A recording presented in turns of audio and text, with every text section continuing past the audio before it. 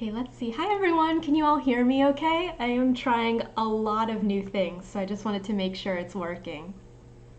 Let's see. Oh, and we need some sick beats. Let me get that. Get those sick beats.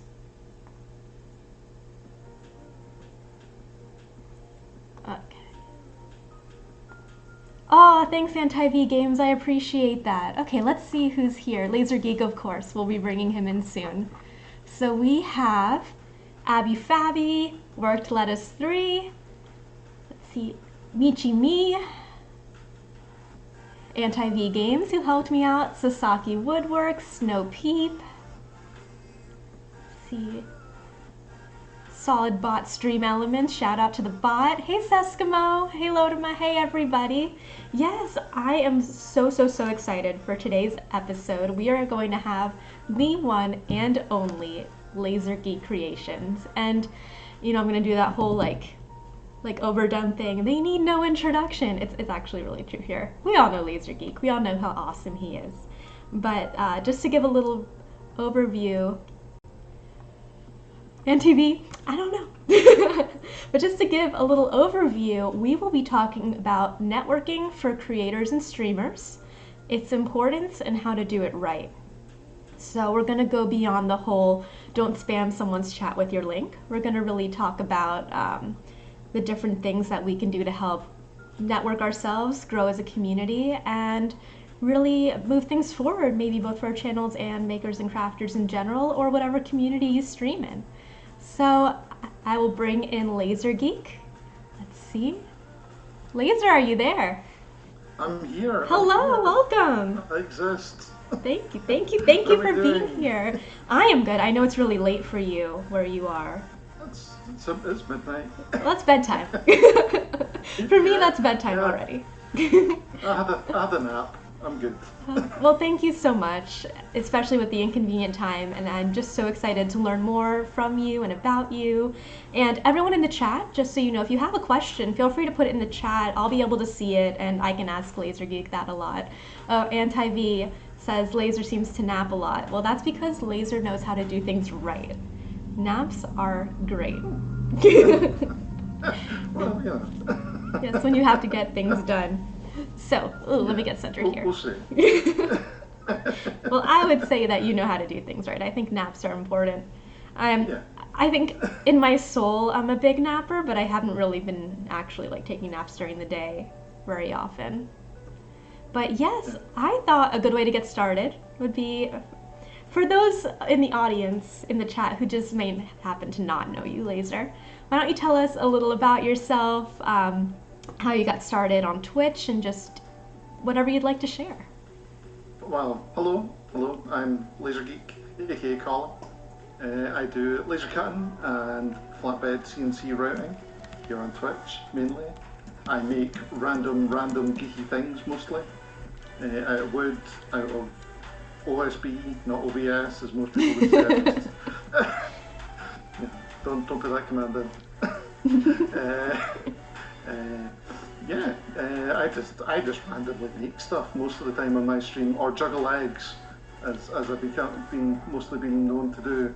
I have to say, your egg emotes are some of my favorite emotes. I love them so much.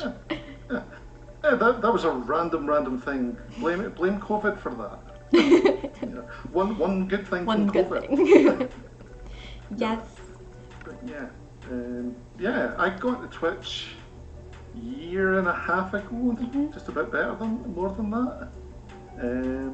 But yeah, it was randomly the Feathered Phoenix that introduced me to Twitch. She literally messaged me and went, "There's a guy on Twitch needing something made. Can you make it for him?" And I'm like, "Yeah, okay." And she was like, "Come over and see him." And I'm like, "Okay." I was expecting to go into some gaming channel, as you do, because it's Twitch. That's what happens on Twitch. Everyone plays games on Twitch, right? And all of a sudden I'm on this channel of a guy doing 40k models. And I'm like, I didn't know they did this on Twitch. And all of a sudden, this entire world of creative Twitch came to me. I'm like, yay, cool, all this stuff. Sure. woodworking, crochet, I think. And so you Yeah. were talking Okay. about how you got started. Cool. There we go. Michimi said, "Don't touch Yes. anything." So ended up watching. Don't touch any more buttons. Right. We're not touching any more buttons. No more buttons. We're all good. Right. So, yes, I ended up watching streams for a good couple of months. Watching different people like Timber Anu, people in that, people like that, bands I like. I really like enjoying watching them.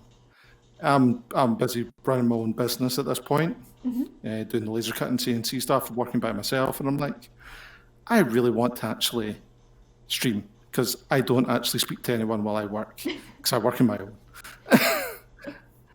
Yeah, and that's literally how I started up my stream, to talk to people and show what cool stuff I could make, because everything I was making was boring because all my clients, were mostly wanting me to cut out basic shapes and all that sort of thing. I'm like, I want to make some cool stuff, kind of the downtime stuff side of things. So that's, that was kind of how I got into streaming. That's And really it's just kind of been interesting. up from there. That's fantastic. And so, what I want to know is when I reach out to someone who I'm interested in having on an episode of Creator Chats, I talk to them about what kind of topic is interesting to them that they relate to. And what made you think about networking? For me, I think over like the past at least year, I've kind of been really driven to kind of run around makers and crafting, finding cool new people. It's kind of been find all the interesting makers and crafters and kind of go, oh, these guys are making cool stuff, and people go have a look at them. And, makers and crafting has been like the category that I love. It's been where I've been doing so much of my work, on Twitch. It's if I've not streamed at makers and crafting, it's been just chatting for some randomness. But most of the time, it's been makers and crafting. And I love the channel, and so being able to network with people, to actually be able to kind of see the community grow and be part of that growth, and seeing other, how amazing other community members are doing it as well. The amazing growth of it all, really. And I'm like, yeah, and just how other people are, could help make it grow as well. So, talking about how everyone could play a part in that kind of networking side of things, maybe even taking it out of makers and crosswear as well, because I've done a bit of that. Being able to kind of bring in people that aren't makers and crafters and getting them in That would be a amazing. part. That would be It's big totally for the our harder community bit. more. Yeah. And I agree with you completely. I would love to have more people know what's going on with makers and crafters on Twitch. There are so many amazing people doing so many amazing crafts and making more than just items. They're building communities and really growing friendships. So that would be fantastic if we can do that. So much so. Oh, but yeah, it's been, it's that bit where, um, that community aspect, and it's just taking that community and go and jump out there, shout about us to this person, shout about us to that person, and kind of, in a way of doing it that's not pushy. Yes. Because that's the hard part. And Because you can go out there and just kind of batter people and go, on you go, yes. And what are some ways you've on you go. You were going to say something? Oh, I was just going to say, you mentioned going out there but not being pushy with talking to Yep. people. Are there some examples you'd like to give of things that may not Yeah. be the right way to go about it? Well, yeah. Well, there's a and don'ts when you're kind of talking about that sort of things.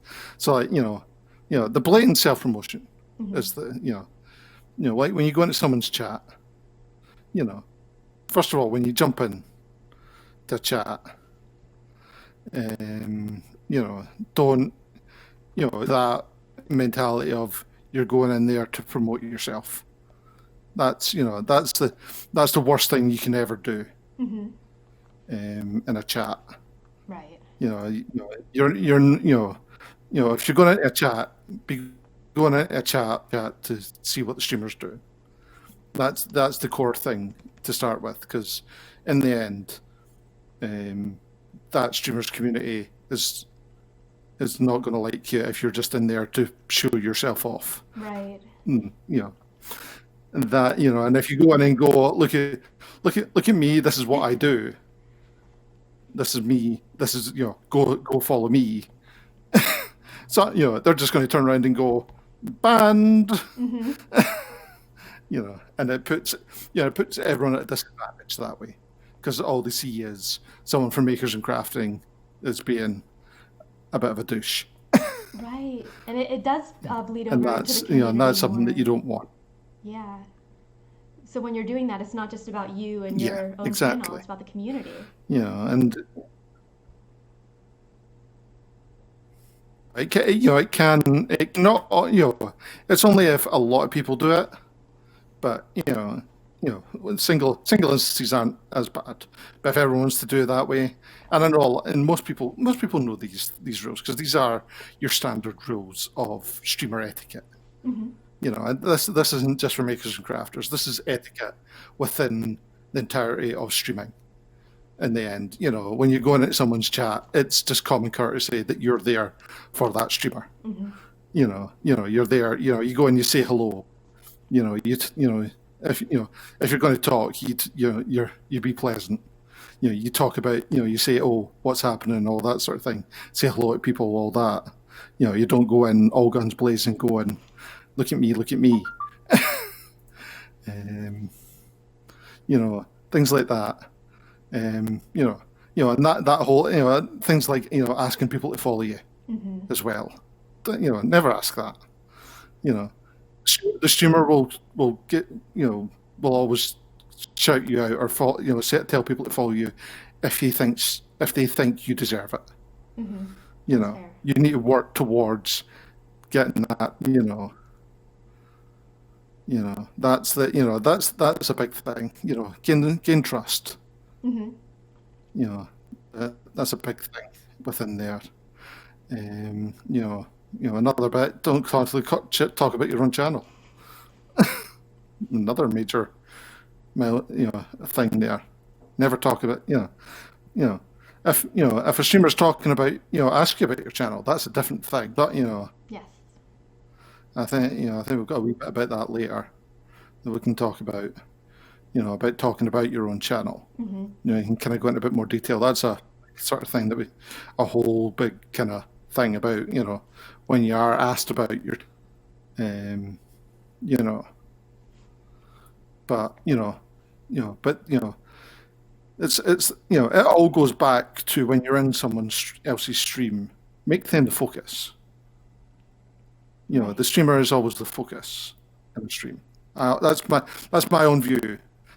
The streamer is technically the focus for a lot of it, and the chat is, what's going on in chat should never be in one else's stream, because when you're talking, as a streamer, if someone's always talking about someone else, it can be a bit soul destroying to a streamer. Going, well, why are you in my stream? Talking about everyone else's streams. It's all right once or twice, like, we're talking about other people's streams. But if it's just that bit of just, everyone talking about it in, everyone else's stream constantly, and not about what's going on in the stream, that's, that's where that streamer etiquette comes in. Yes, I agree with you completely. Am I correct? Yeah. I think we're good. I think Mishi said that it was fixed, but let me see. There was a comment I wanted to mention. Where is it? Scrolling down up the All right. chat. But Mr. Frightful said, Makers and crafting is such a wide open and welcoming community too. It's very rare if you interact that you don't get asked if you make and craft yourself. And I agree, and I've had that experience, just like you said, Laser. People will ask you, oh, like, do you make or craft? Do you stream? And in the MNC community, you will absolutely get that opportunity to talk about what you do if you want to. You don't need to feel like you need to force that Yeah. opportunity in an uncomfortable and unwelcome way.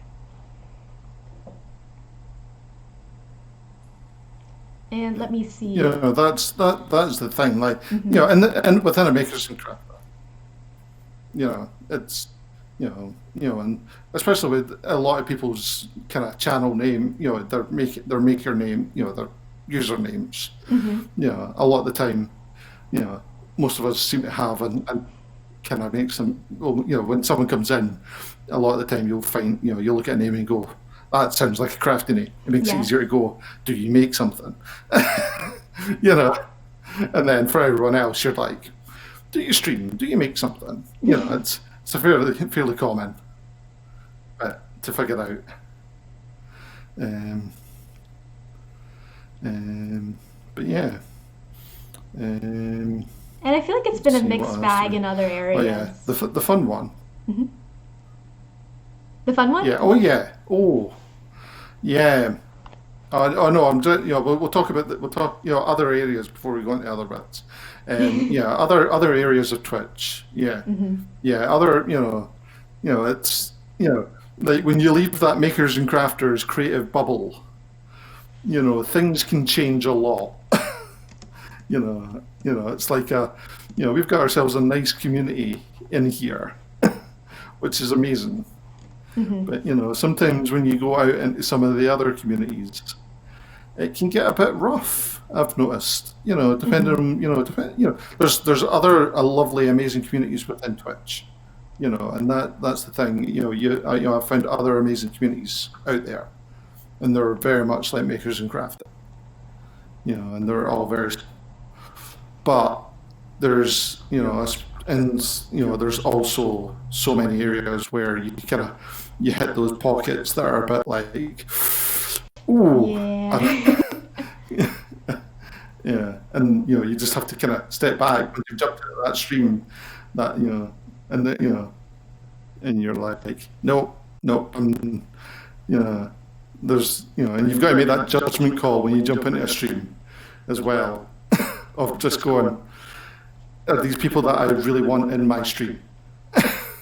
Yes, definitely. Because that's a major,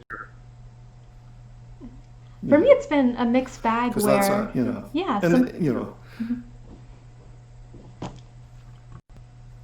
just figuring out the delayed audio. I was just going to say how in gaming, for example, some streamers they don't want to hear anything about what yeah, other people do.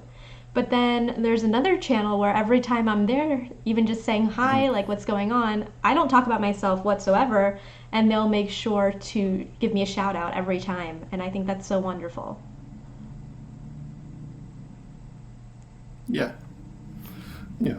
But again, that is when you've started to make connection as well, because you've started, you've done the networking without realizing you've done the networking as Hmm. such, you know, because a lot of the time networking is easy because you do it naturally, because it is just, a lot of the time just being there and being part of the community.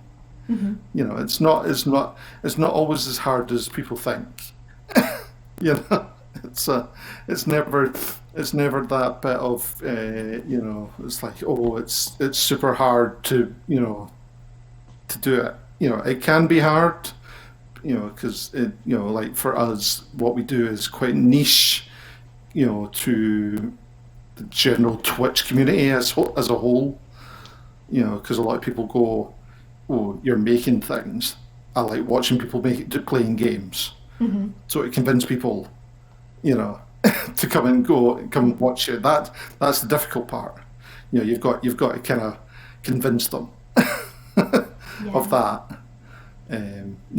Like some of us might have it easier when like 'cause I can go, I play with lasers in a big crazy machine, and that can sometimes make people go, oh, I want to go and see that. Hmm. You know, Yeah, definitely. and that can drive some people to you. Yeah, but whereas sometimes if you're in a chat with a bunch of 14-year-old boys and you say that you do crochet, you know, they're going to go, I don't really want to see crochet, you know, and it's a lot harder. Um, uh, Yeah. but again, sometimes you don't want those 14-year-old boys in your chat, you know, because it's all again, you sometimes you want to curate your chat as well. You want your community to be the people that you want, Yes, that definitely. fit with your community. Yes, and I think that really ties in well to what I talked about with Calamity last time, where it's kind of related to branding, where you want to know your target audience. Just with anything that you're working on, your Yes. audience, Oh your yeah. customer base, it's not the whole world. Not everyone is the right person to Oh hear no. what you have to say.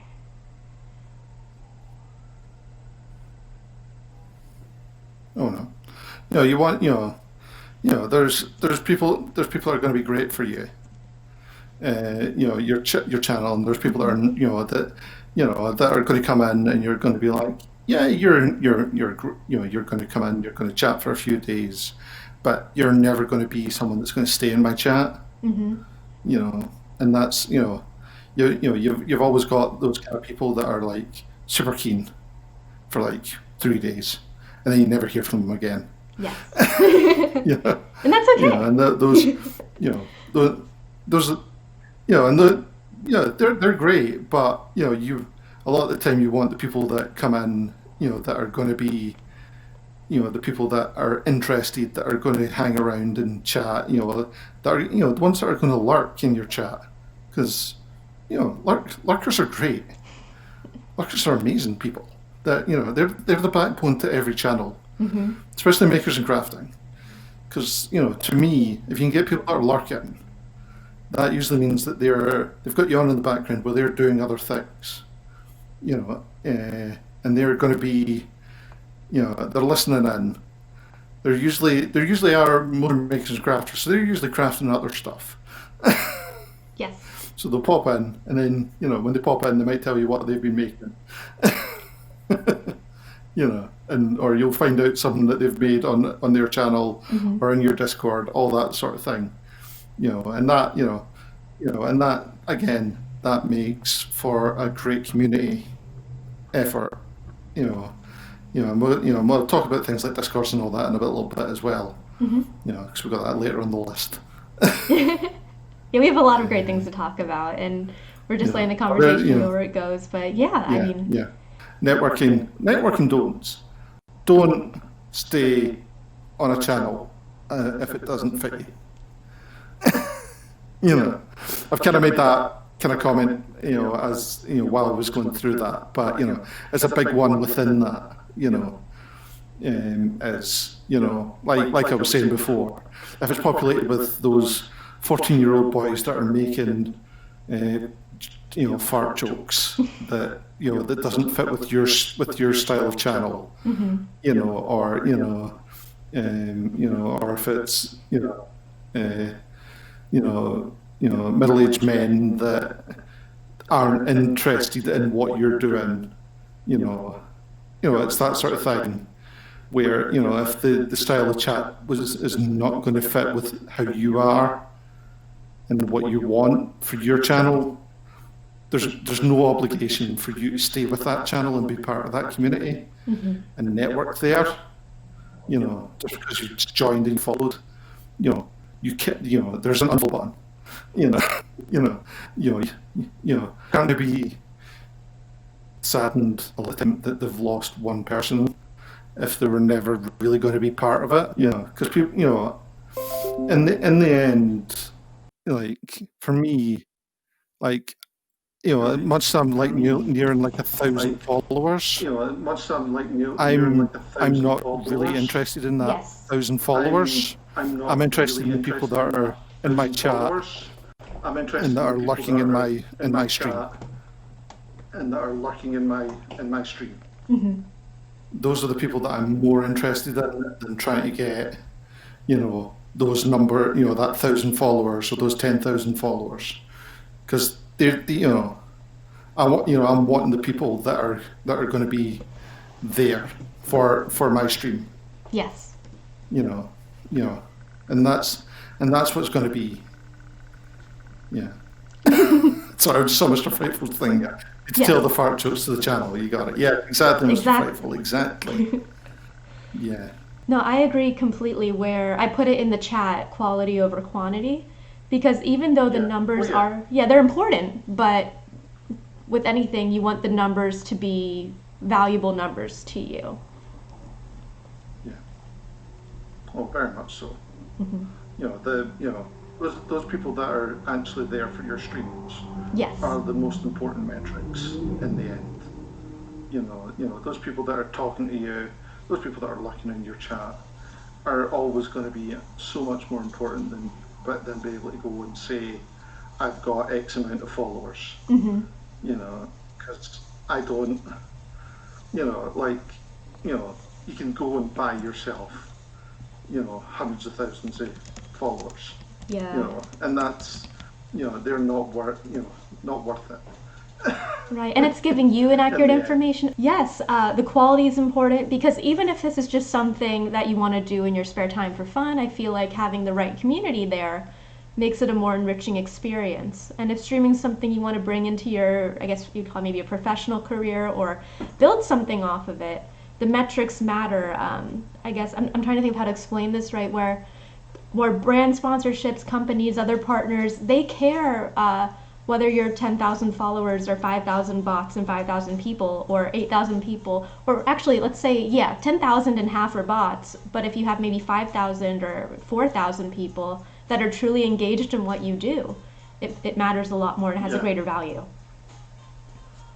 Yeah. Actually, when it comes to things like bots now, Hmm. Twitch are getting really good at deleting them. Hmm. So you'll see that, if you get like follow botted now, they will, you will get them deleted pretty fast because they're really good at getting rid of them. That's good. But you know if if you do end up going for things like partner, Twitch will look at that and go, what happened here when you had X amount of followers and then you didn't have, and then you lost all these followers, and you've kind of got to go, well, I got follow botted, Hmm. and you're like, and they're like, did you pay for those? Did you not? Yes, it brings up a lot of And issues. that's, you know, and so it's, you've got so much of a major issue there. Oh, I see there's a raid We coming. have a There's a raid coming. raid! Yes, welcome LaserGeekCreations, welcome raiders. Ooh, our just got raided. Now this is a good time. I watch a lot of videos on YouTube and I'm trying to think. I watch Harris Heller, I watch Devin Nash. I want to find some more people to watch who talk about things like this. And one of them was that there was a Discord channel, or is, I forget the name, where you just say, hey, if you follow me, I'll follow you. But there's a leaderboard of who has the most followers or something, and the people on the top of the leaderboard would get blacklisted from companies that do partnerships and promotions. So even though in the short run it feels like you're really gaining momentum, you're growing a following your follower base, you're really hurting yourself in the long run. Oh yeah, right. There's no point in a follow for follow doesn't work Hmm. because it's not a natural growth Hmm. for your channel. It's your channel. You're no the those people that are following you are never actually going to come and watch your channel. Really, out of them you might get one, maybe two if you're lucky, that might pop in and go, oh, that's pretty cool. Hmm. But in the end, a lot it's just going to show that your metrics are, you've got all these people that are following you, and as you say, all these sponsors will look at that and go, well, you're you're part of this group. We don't want you. you know, Mm-hmm. yeah, yeah, yeah. And that's the what's the point? If you're not got an engaged audience of people that are actually wanting to be part of your community, then you what's there's nothing for it. Yes. And so as you say, you're doing yourself no favors. Mm-hmm. It's a little more hard work, but it's worth it in the end. Oh, it's going to take you longer. Mm-hmm. And especially for many of us in like the makers and crafting community, where the numbers of people that visit the category are smaller. Mm-hmm. It's taken longer. It takes longer to get people in, to find us. It's not as bad as it was a year and a half ago, where it took a lot longer to get people up to affiliate level. Mm-hmm. Because back then, it was a lot harder. Now with a lot more supportive streamers, and a lot more and being able to kind of a lot more kind of discoverability within ourselves. We can people are being as long as you still put in the work. That's the thing. You still need to put in the work. Yes. And still be part of the community and do the networking. You can't just jump in and go make me an affiliate. You still need to still jump in, make friends, do all the things, but it's so much easier. Mm-hmm. Make mistakes said. Yeah. Hard work, I'm out. Yeah, totally make mistakes, totally. Yeah, and maybe hard work is the wrong phrase, but a little effort, a little bit. Yeah. And Yeah. Black Apple Cosplay, to use her formal name, asked, what about if you follow people who pop into your channel after you ask them if they stream? How does that affect you? See, I quite enjoy that because, like, if I'll go and follow them. Like I'll pop in and see what they're doing, and I found a good few people that have been really enjoyable streamers from doing that when they've popped in. Because again, they're doing the networking thing as well. They're popping in. Most of the time, well, any time I've done that, they've came in, they've just got in and chatted, and then I went, do you stream? Yeah. And all of a sudden they're like, yes, I do. And then I'm like, what do you do? And they're like, oh, I do this, I do that. And I'm like, ooh, that's cool. And then we go and look and see what they do. Mm-hmm. And then, you then go, oh, excuse me, find out what they've seen. Say that again when I can say words again. When they're streaming, jump on their channel, and I'm like, ooh, this is really cool. Mm-hmm. What chatting away, and then it's something definitely interesting. And it can be it's always going to be hit or miss. Follows are free. And if they're not interested enough for you, that's fine. Mm-hmm. But you can it's always that bit of showing that little bit of support, especially when they're coming in and they're doing things the right way and not just blatantly self-promoting themselves. Mm-hmm. And they're saying that they're doing something cool.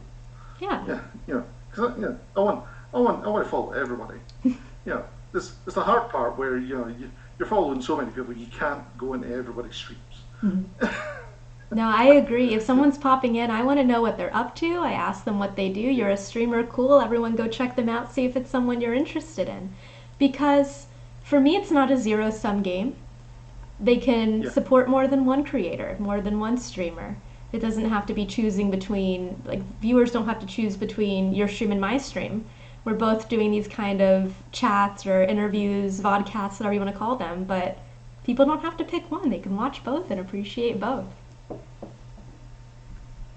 And let me see here. So Cross Thread Gear said, to you, where is the line between networking and self-promotion?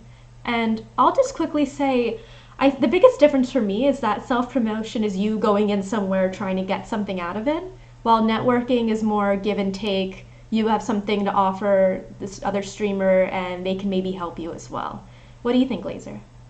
Yeah, I'm pretty much the same view. Like if like if I'm going into a stream to network, I'm going in there to first of all find out about that streamer. Mm-hmm. That's my I'm more interested in them. Yeah. With me second, because I want to know about them, or when they and again when they come into my stream, if they're coming in, if they're coming in and saying hello and getting involved, then that's then I know that's kind of where they're at. If they're coming in and going, oh look at me, I'm making this, I'm streaming, Mm-hmm. then that's self promotion, and that's definitely the difference there. Yes, definitely. Kind Yeah. of a one-way street versus two-way street kind of thing. Exactly. Yes, I agree completely. Yeah, definitely that whole intention. Mm-hmm. Yes, just like Made Mistakes said. Just like you said. Yeah, right, that. Yeah, both said it in the intention. We're on the same page Yes. there, Deborah. Must be That's true. cool. And Mr. Frightful, exactly. Networking is about what you have to offer, also what you have to gain, while self-promotion is really just thinking about what you have to gain. Yeah. And I apologize if I already said this, but I see networking as being relationship building, Very much so. while self-promotion isn't. Oh yeah. Hmm. Because it is that bit of you're building you're building a community around this. It's and I know that one of your other topics is about community, so we're not going to go into community, as a whole thing, because I know that's coming up. It's on another talk, Hmm. but it's part of some of the do's. It's generally about wanting to become part of their community. Hmm. It's when you're networking, you want to be, like if you're going into someone else's stream, you're not just going in there about yourself. Right. It is, you want to be there to make that connection. You want to be there to be part of their chat and meet the other people in their chat. And that sometimes it's with people that you already know. Hmm. It's like a lot of the time there's so much crossover, especially within makers and craftsmen. Like half the Yes. time you can go into someone else's channel and there's someone that you already know from someone else. Hmm. It's, half the time I'm there. It's true. Because I seem to have a reputation of being in so many people's chats. Hmm. And it's things like that. And it's that bit where you want to be in there. You want to be talking to the chat. Hmm. So you want to be part. You want to get to know other people. Because again, if they get to know you, they get to know that you're all right. If they don't know who you are. Because if you're in their chat and you're talking away and you're getting engaged, and you're not putting yourself in that position where you're being aggressive or harassing, or being in any way negative to that community, Hmm. they'll start to go, oh yeah, this person's good. Yeah.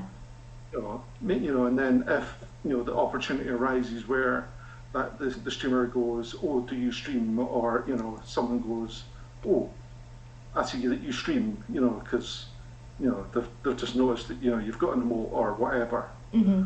And, then they go, I'm going to go check you out, because they've kind of seen that you're a good community member. Right. That helps a lot in that two-way communication. No, definitely. I agree with you completely. And that's something that you can be so much more genuine about in streams that you're genuinely interested in. It's a lot Yeah. easier to become a strong member of a community that you enjoy. Ooh. Let's see, we can become famous. I'm gonna self-mod that one. How do I Get the bots. get them? See, those bots are a prime example of bad networking. Bad networking. And I'm just like, how do I? Ooh, I think I know how to do it. Okay. Goodbye. We're gonna have to figure it out another way, everybody. Yeah, like, see this the cross-eyed gears thing I was saying now, he doesn't know how I have time to visit other people's streams. We've got work to do. The thing is that I'm working while I'm watching other people's streams, So like I'm in this, I've got this really, I'm quite lucky in the way that I work, in that I've got the machines up and running, so they've got this kind of downtime while the machines are cutting. I can kind of semi-watch streams as well as kind of do some other kind of work in between. So I kind of get that. I've got that kind of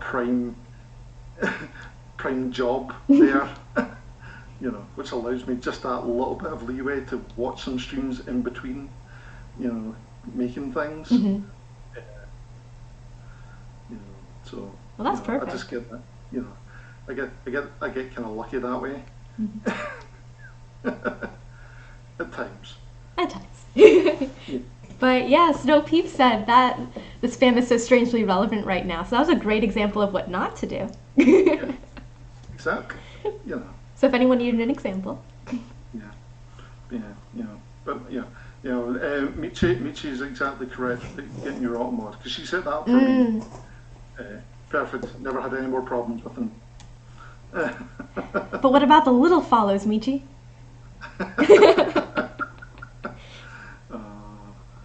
Okay, I'll definitely do that. Thank you. But yeah, another great one. Be the viewer you want in your chat. We've touched on that already. About curating the kind of people that you want for your chat. And part of that is, be the viewer that you want for your chat. In other people's chat. You don't always need to be like that, because there's certain chats that I'm in where I'm a slight troll, CC Project Factory. But that's just because we've got that relationship. But for most of the time, you model yourself on what you expect from your viewers. And that's the that kind of bit.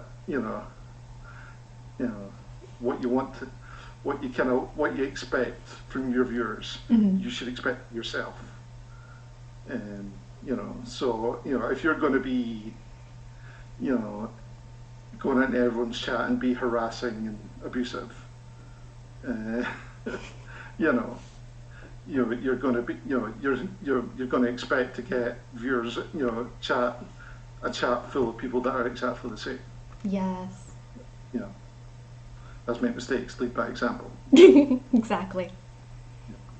And you'll attract the kind of people who work well with the type of energy that you're bringing to other people's channels. Exactly. Yeah.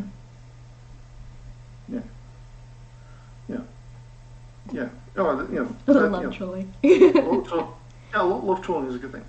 Like there's certain types of trolls that are good for your chat. There's the right kind of trolls. That it's like in my chat we've got people like Bad Direction, who's amazing. I love him. He's a great guy because he trolls you in the right way. He's not abusive. He's just funny. Yeah, and that's exactly what you want. Like you'll say things to annoy you, but it's never in a way that's going to be hurtful. In any sort of way, and that's the kind of that's trolling done right. And he knows the limits of where to push, and that and so you can get you know that that's what you want in a troll, and he's not really a troll. He guards our bridges, and he's brilliant. That's the difference. Whereas you go into some other people's chats and you just see them, if you go into just chat and then go into some of those ones and you just see what some people write and you're like, oh my god, how are you allowed to write that? And Sesamo feels strangely called out there. We love you, Sesamo. You're good, Sesamo. You're good. Let me see. Oh, drives your mods crazy, Michi says. Is there a story in there somewhere?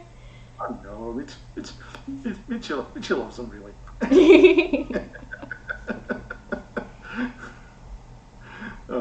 But yeah, it's things like that, and because you can't, you've got to have a bit of diversity within your chat. Yes, But definitely. you've got it's that bit of if you're setting a good example elsewhere, Hmm.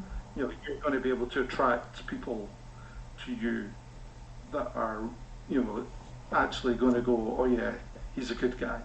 You know, Hmm. we're going to be kind of cool going in there.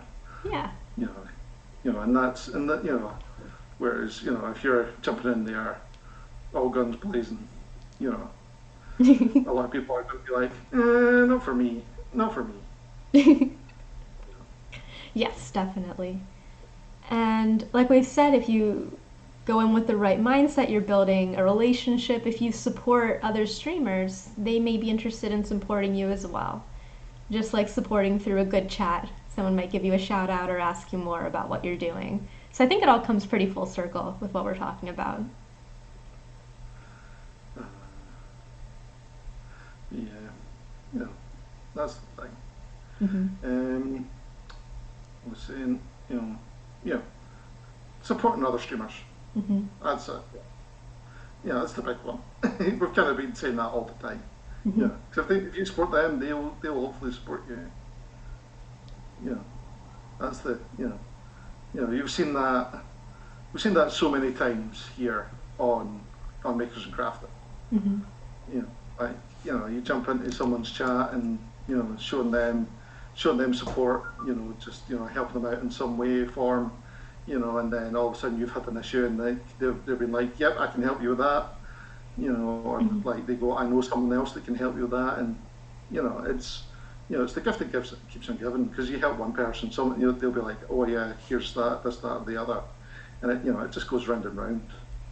Yes. And all of a sudden you've got like a massive support network that just forms.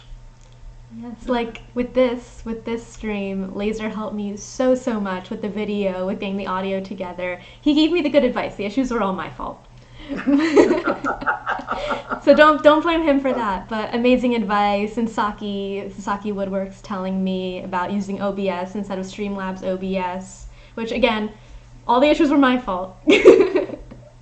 But I think it's really going to improve my streams, and I appreciate your help so much with that. Yeah, yeah. And that's the thing. Like you'll this is the first time you've tried this setup for yourself. Yes. So it'll be harder harder the first time. Next time, most of the kinks will be ironed out some way Hmm. or form. You'll figure. There'll be some. They'll probably. That's the thing with streaming though. If there's not a technical issue, you're doing something wrong. Yeah, You so know. hopefully the issue's in the tech and not in the content, I think. I'm gonna work for Yeah. that. Yeah. And that's the thing. You've been able to just say to someone, uh, you know, oh, I've had this problem. Is there someone that can help? you know, and then all of a sudden, like, someone goes, yeah, I know about this, Hmm. because like I was, saying, I was saying at Calamity, like I really need to, well, I want to actually be able to kind of give people some advice on how to use things like some of the more advanced features in OBS as well. Because there's so much you can do in OBS Hmm. that people don't know about. And there's stuff like that people knew what you could do. You'd be so much. You'd be like, oh wow! And it's really straightforward once you know how to do it. Hmm. But you need to know how to do it first. You know. Well, if you you know. decide to do tutorials, let me know. I will be at every single one. Yeah. I might do that at some point. you know. But it's fairly straightforward. Hmm. Yeah, I want to learn a lot about using it. I want to improve what I'm doing here, and I'm excited for it. Make mistakes. Exactly. Exactly. Yeah. Hmm. And let's see, what else do we have? Third thing, get involved. I think we've kind of topped that one I a think so. lot. You know, get yourself dive in. If you find that that stream and that community speaks to you, jump in, get involved.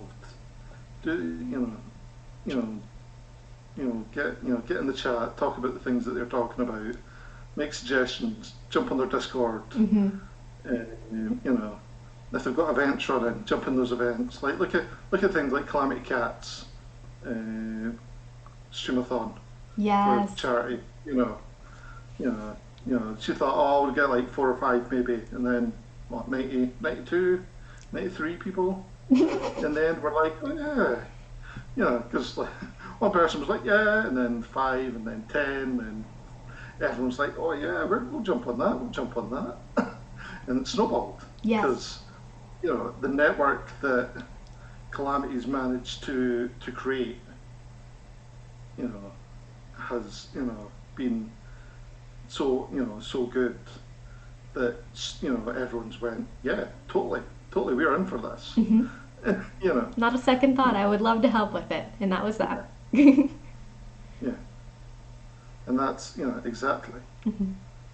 yeah, And you so mentioned yeah, you mentioned Discord. yeah, Do you have any Discord. recommendations for networking on Discord? Oh, Discord.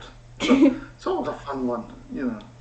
Now Discord, pluses and minuses on Discord, like, because I don't know how many Discords are you part of, Momo? Let's see. A lot. Do you And how many do you actually want me to count them? Yeah. Oh, you don't need to give exact numbers, but I'm gonna make up numbers. Let's say that I'm a part of 30, yeah, but I'm only actively involved in maybe a quarter of them. yeah, Let's say yeah, that. yeah. Because that's the thing. It's like because everyone's got a Discord, Hmm.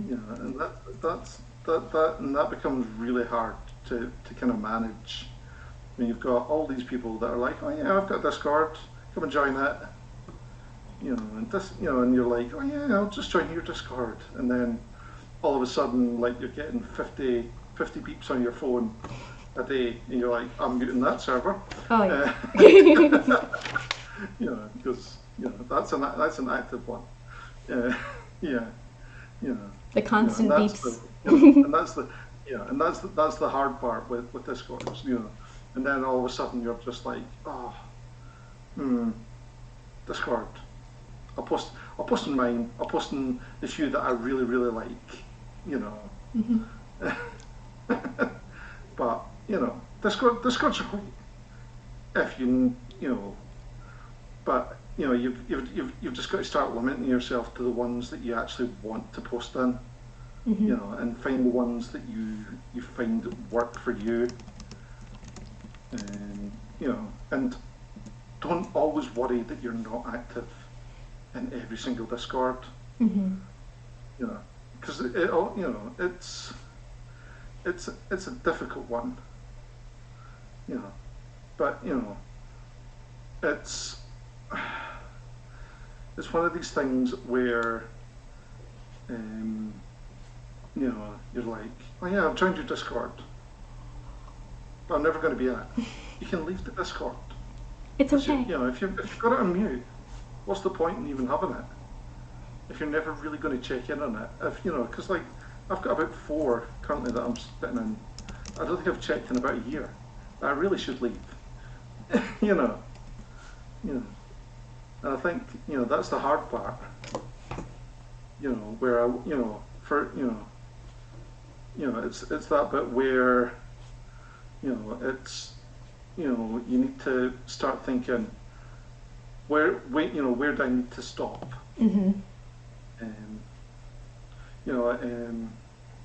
like see what I'm just seeing what Crossthread Gear is saying about having one Discord. I'm actually considering moving out of Discord and into Guild. Is it Guildy or Guildate? I don't know about it. Can you tell us more about it? Guildate, which is it actually allows for it's slightly better. I only found out about it about 3 hours ago now. Timely. It's actually, yeah, yeah, but it's a potential.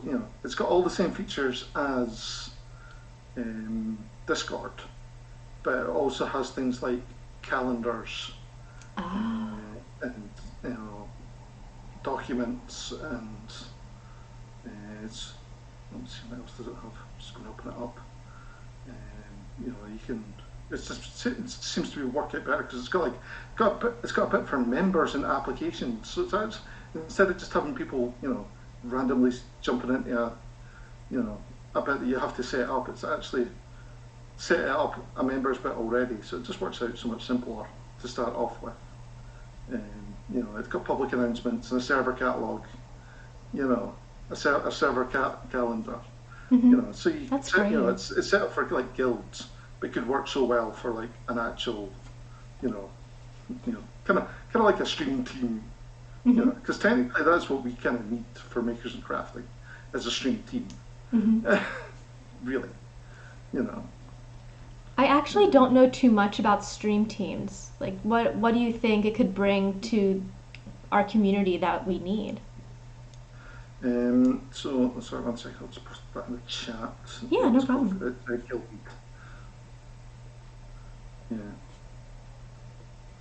Yeah.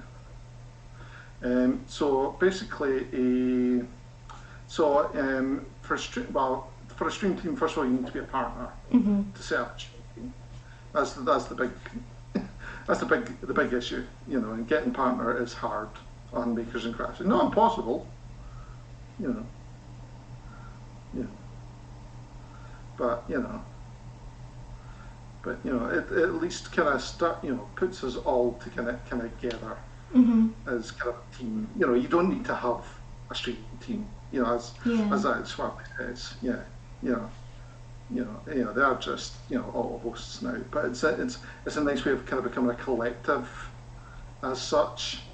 And it's the idea of kind of a group of streamers that are all kind of a streamer family. Okay. As such. And that's the kind of idea of it all. And we've kind of you've kind of seen that already within Makers and Craft, where we all kind of are in kind of a bit of a streamer family. There's different streamer families within that big streamer family. It's like for me, I've got like my TLC, the llama community family. So like Dara, I'm a llama. It's kind of got a bunch of us that excited me and llama came into Twitch on the same donkey, as we say. But overall, we've got this bigger community as well. If we had some, as I was saying, a bigger kind of meeting focal point that potentially something that could be done. We're spitballing here. Yeah, we're just trying to figure it out. It's fine. It's definitely something that we should be thinking about. For ourselves is to actually, have ourselves some sort of team that that does actually aid in networking for us all. I think that would be great, and definitely something I'd like to chat about to see what we could do to reach that goal. Yeah.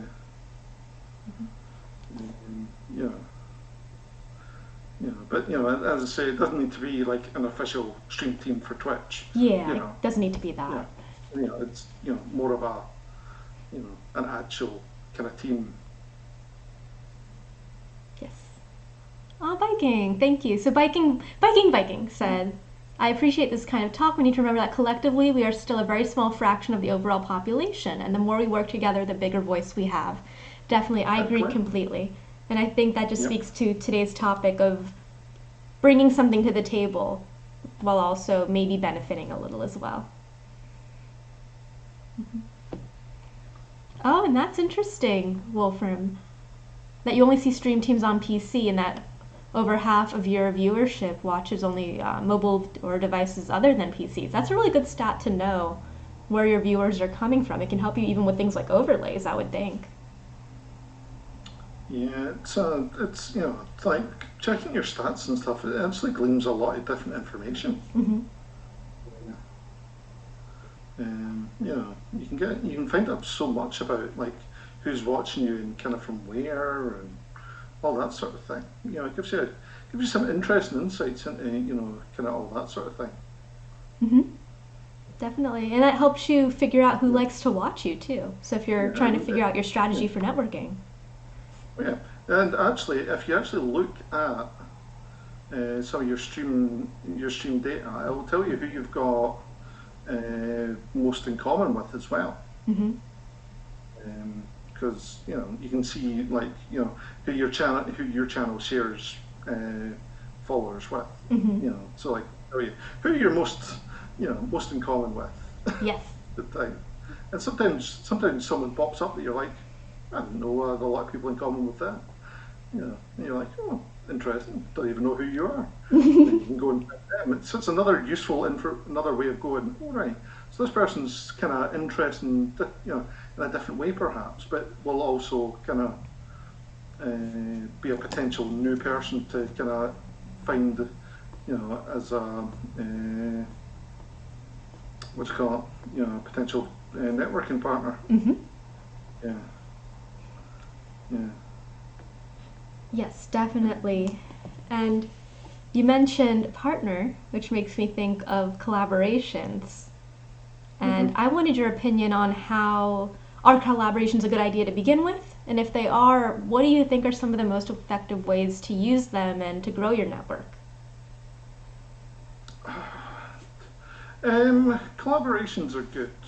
There's as long as both people are in it for the same reasons. Mm-hmm. It's that bit of um, you know like again for like both of us do podcasts.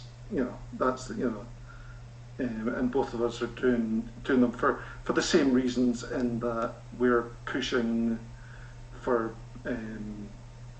showing how great makers and crafting are. Mm-hmm. In the end, Yes. You're sure. I do mine to showcase a makers and crafting person. You're doing yours to kind of go look at how you can make better use of your channels. Mm-hmm. So there's two different options. Two different ways about going and doing that. And that and so like the collaborations that we're doing with the people on it.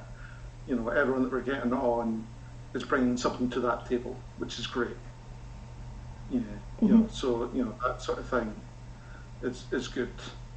But if you get sometimes I've seen on kind of that kind of collaboration where it's like someone just getting someone that's bigger than them coming in, thinking that, oh yeah, this is just going to push me higher, and that doesn't work. Mm-hmm. It's just because you're getting someone bigger than you is possibly going to bring your followers in, their followers into you. Again, you've got to be, if you're doing a collab, you need to be bringing something to the table. you know, you can't just hope for the best that someone's going to bring people to you. Once you're collabing, ensure that your content's there Mm-hmm. to actually keep those people to you. I'm rambling a bit on this one, but No, I agree you with get. you. Yeah, for me, what I'm taking from that is just the theme that we've been talking about of basically authenticity, Yep. where be authentic with who you want to collab with, don't do it just for the numbers, and make sure that the partnership makes sense. Yeah. Oh yeah. Definitely.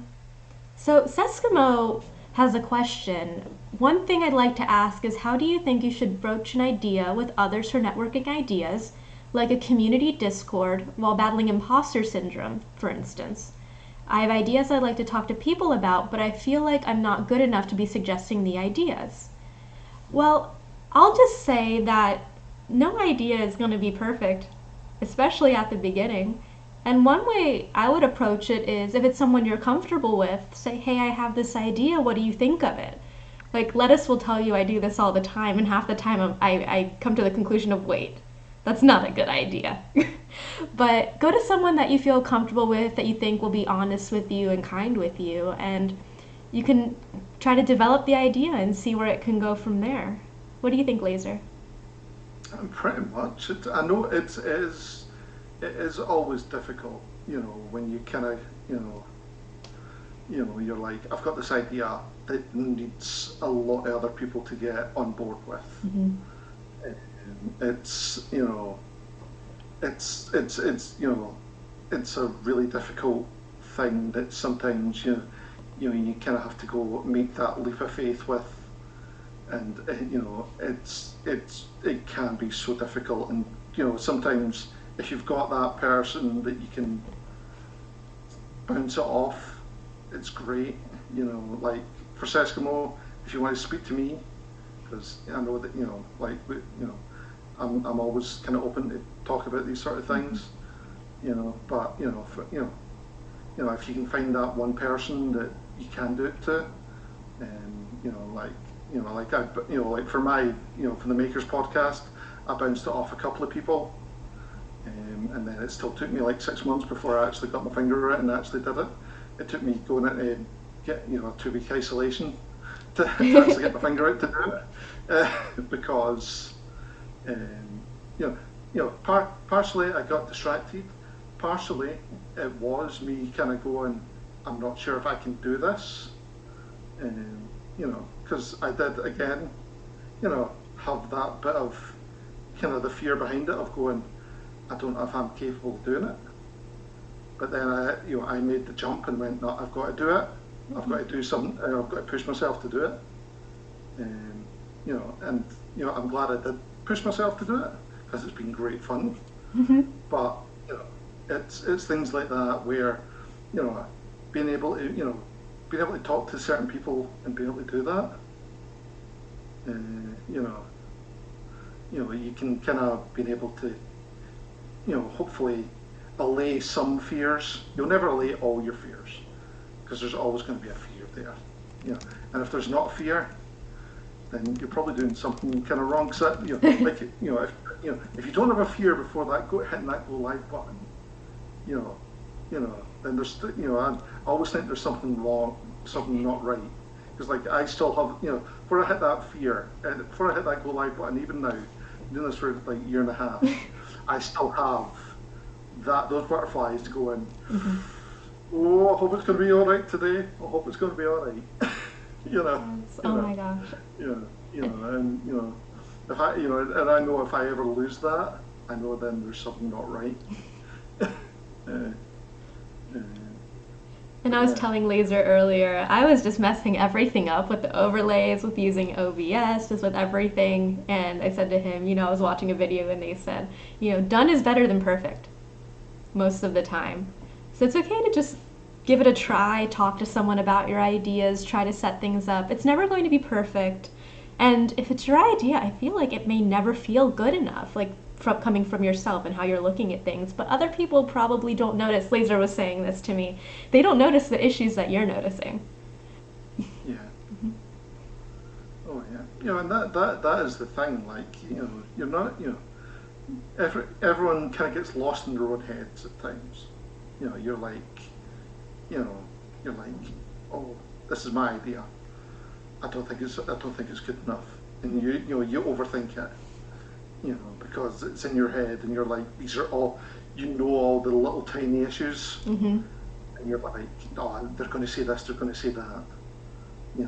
Like number of times I see small tiny issues and stuff that I make that I don't know, that I know, and that I really do know, that no one else would ever notice. But I will still kind of go, I can't do that. I can't send that out. I can't do that. I need to fix that because I know it's there, even though I know no one else would ever notice. Mm-hmm. But and it's that fear of if someone noticed it, But even no one ever would ever notice it. Yeah, exactly. Yeah. So, I think. And that. Yeah. There you go. Oh, I was just going to say, I think just find someone that you're comfortable bringing the idea up with and then go from there. See what happens. I feel like we're a friendly community. I've had only positive experiences, so I think you would know who to go to and talk to about these certain ideas you have. Right. There's, there's always going to be someone willing to listen, and and if there's not someone, if there's not someone willing to listen, I'll listen, or Mom will listen. Yeah, we'll listen to you. And I know I have an area in my Discord for ideas that streamers or creators in general have. Do you have something similar, Laser? Like I've got a streamer help section Yeah. in mine, that I started up, and that I really should use more of, I've also got a business help section as well that I'd really like to use as well, but stuff like that, again, and something that could be better used, again, on something that'd be a bit more kind of central focused on if someone was to set something up, which I don't know. I might start looking into myself.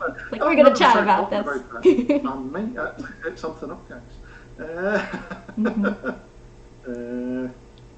But yeah. That sounds good. Because I think it's potentially something that we could, just from what people are saying, if we had a central Discord for people, that people would, that might be actually a good place for kind of a good networking opportunity for everyone. That's not affiliated to any one channel. Because sometimes you find that when it's somebody's Discord that's for their channel, you sometimes feel that you can't talk about everything because you're like, this isn't about their channel as such. Do I really want to talk about it here? Whereas, technically, if you've got something that's kind of more general-ish, yeah. That would be nice, definitely. Because like everyone will still have their own tiny channels. It's it's no people stringent, but just having a general one for people to kind of jump into. So I've seen that happening elsewhere. But it's some to explore. And if it works, it works. If it doesn't work, it doesn't work. Yeah, if it doesn't work, we tried. Nothing. But yeah, other, we can jump back onto topic. No, this is good. This is what I like. I like these conversations to be Oh, yeah. natural and all of that. But we're talking about Discord. One thing we can talk about is other ways to network offline, like off of Twitch, basically. Yeah. So you've said that's So, a powerful tool. What are some suggestions you have?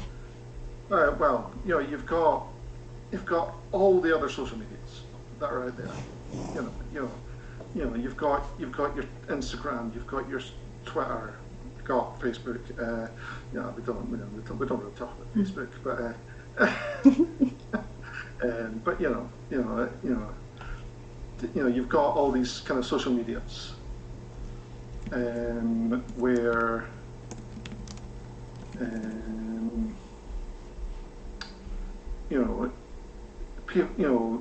you've got the opportunity to make further connections that is not purely Twitch. You've got the opportunity to especially with makers and crafting artworks being such a visual medium. Things like Instagram and Twitter allowing you to share and like and all this sort of thing for other people's work and make those connections within that. You've got yourself a secondary place where you can actually go make those connections, comment on their work, and have those private conversations through the DM systems, all that sort of thing. And you've got you can go and see their shops if they're selling stuff. You're like, if they're selling something that you like, you can go and buy something. It's absolutely. all that side of things. It keeps you it basically opens up for another line of networking that pretty much you're never going to get from Twitch, where you're in a chat. They're you know they're your streamer's doing something, you're having the chat with them there.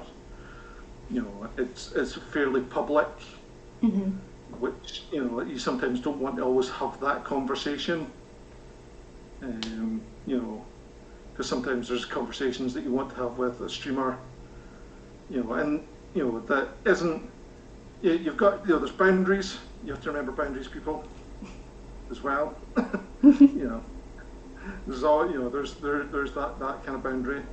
But there's sometimes you just want you want to have that a professional conversation. Right. Where where you want to kind of talk about like either kind of commissioning work or kind of talking about a collab, things like that. It's not about stalking them. To remember those people, yeah. There's a big difference here. Yes. You have to remember and keep things professional. But even just like throwing down a comment on like an Instagram photo, that's fine.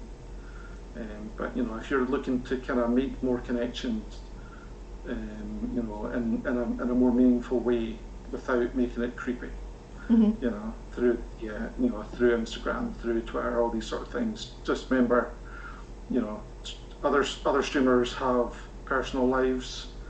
Don't overstep boundaries. Mm-hmm. That's Yes. it. That is just something that everyone has to remember. Yeah. It's important, But, definitely. Yeah. It's an important thing for everybody, really. It's not just about streamers. It's everyone has a personal life. They ever overstep boundaries.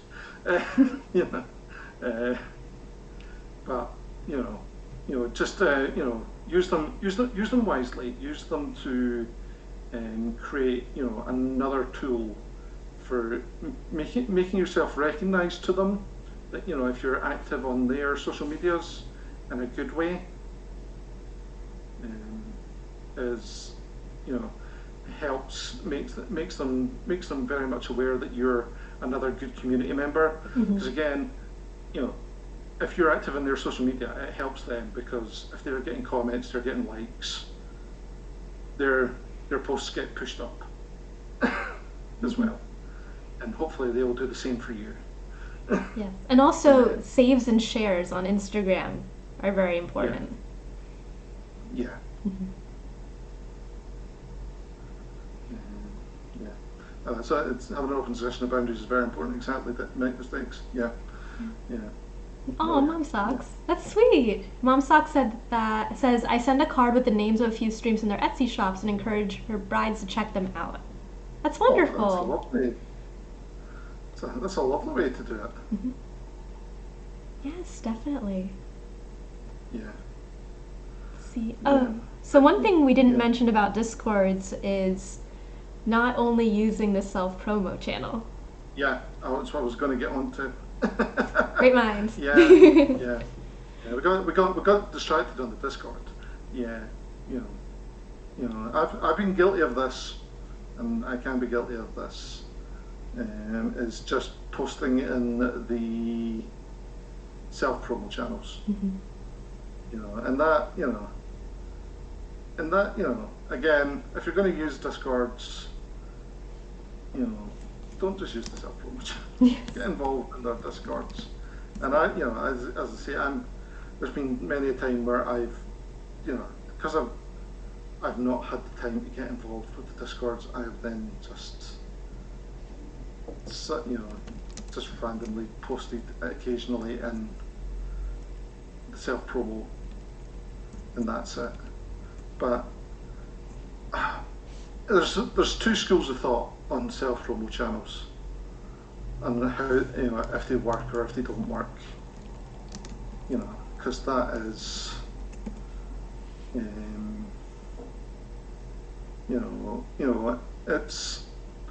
for some people, they think that, they work all right. For other people, it's just a nuisance because Mm-hmm. people again don't really check the self promo channels because again they've got all their discords muted. you know, Yeah. so they don't see what's getting posted. Yeah, I'm not really So sure about the self promo channels. I post in them, but I feel like, and I don't have any information or like data to back this up, but I feel like they function more to let people know who are already interested that I'm going live if they didn't already know. yeah, Mm-hmm. yeah, it's it's you might you might get the occasional one or two people from it, but it's a very difficult one to Mm-hmm. like I've experimented and to be honest, I've not seen a major shift with without promoting um, like there's been days where I've just literally posted my own Discord that I've gone live and that's it and there's been no real difference Mm-hmm. in who's popped up so you know you know, it's as it's been said, someone's going to bad I'd say someone's going to catch you, the bell will be on exactly. Um, yeah, was McCoy's Glass saying he's a fan of the show your work, you know, but check your channel, the you know I think the showing the promoting the sharing your art stuff works works better Mm-hmm. for promoting yourself than a self promo channel, only because people will see your actual work, and if they're interested in it, they will more likely kind of give you a follow. Um, it's that bit. But you know, in the end, allocate. I'm not going to stop posting in certain channels because you know there's I'm in that community. I chat in that community. I will still post that I'm thingied, and then there's other channels that have got me on bots, so they're always going to post that I'm going to be going live anyway. Um, so you know, Mm-hmm. it's always going to happen. So I don't think it's going to be you know, it's there's no right answer. Mm-hmm. I don't think. Right, and that's Um, if that's something you can like see in your stream data once you're done. I feel like that's helpful to know, but I'm not not, sure like if you can see where people came from like that. I don't, I don't know Mm-hmm.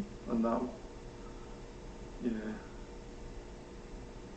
yeah, I don't actually know of that one. Yeah, I'll definitely want to look into what information. I'm gonna make a note. I'm gonna look into what information we get and like what we can do with it. Let's see. Yeah, Okay. yeah, Yeah, let me just quickly catch up in chat. I love that you're all chatting about this. Like this is one of the goals I yeah. had. Yeah, have a conversation about it. Yeah, yeah. Kind of going off of what McCoy Glass said, if you're in the right discords with people whose audiences are similar to yours, you can like genuinely interact in that community, like we were talking with about being a viewer, and post in the what did we call that? The like show your work channel, things like that. Yeah. Not do an excessive outward push of come see me instead or come watch what I'm doing, but you can at least show them what you're up to, show them the work you're doing, and if they're interested, they'll come by and be genuinely a wonderful member of your community. Oh, yeah, yeah, yeah. Again, like we're in that lucky position where we have a visual medium Mm-hmm. for within creators and the creative community. Yeah, and that that gives us the advantage if if like a Discord channel has a show your work sort Mm-hmm. of forum within it. Mm-hmm. But that which does gives us that advantage. The one few advantages we get. Definitely. Over game streamers. Yes. you know. The game streamers are great, but we have little fun crafts. Well, for me, little crafts that I can show you, or some really great things that you all are making, Laser. I've seen some of your projects. Amazing. Amazing big crafts, little fun things like me, like my Pikachu Are you embroidery. making stuff? Huh? I make things? You're awesome stuff. Oh, thank you. I was like, if I had my Pikachu here, I would show it on stream again because I love that thing so much. And I keep saying, it's not because I think it's amazing in the sense of craftsmanship and artistry. I think it's amazing because it's like a little goofy looking Pikachu. And that's to me what making things is about. It brings you joy. And for me, I can see my little goofy Pikachu. And see, this is the thing, is that when you're streaming and you're having fun, and people see that you've got the passion, that is when you get the audience in, and that's like getting people to come to your stream is actually easier than getting people to stay in your stream. And that's what you've got to remember. Like you can get plenty of people to come to your stream if you do, just by going and saying, oh look, I make this stuff and all that. Like people will pop in, and see what you're doing. But actually getting them to stay is so much harder because they've got so much choice. And you've got to convince them to stay on your channel. And one of the reasons that people will stay is because you've got the passion, and you've got the energy, and you've got you're not just doing it for the sake of doing it. Yeah. And that's and that's a big factor. And sometimes you go into some people's streams, and they're just like going through the ropes. It's just like, oh, I'm going to do this, and then I'm going to do that, and then I'm just doing this, and that's and people are just like, that's boring, because there's no real interest within it. Yeah. Whereas, when you jump onto a stream where someone's then actually like, oh, I'm doing this, and look at this, it's looking derpy, but I love it. And, you can enjoy it, and you're like, yes, this is why I'm here. It's that personality and that authenticity, and I think I'm going to keep saying the word authenticity because I think that's the word of the day. That's the word of the stream.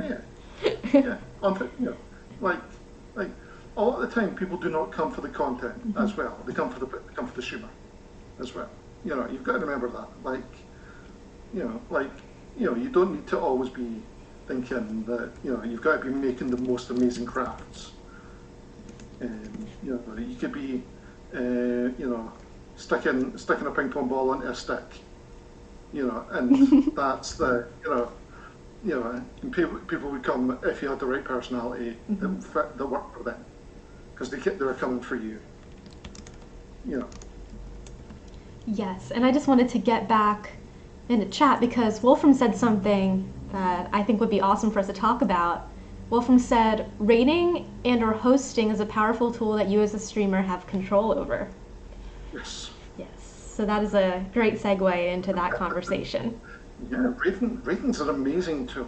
Rating's awesome. Amazing. I love rating. It's so fun.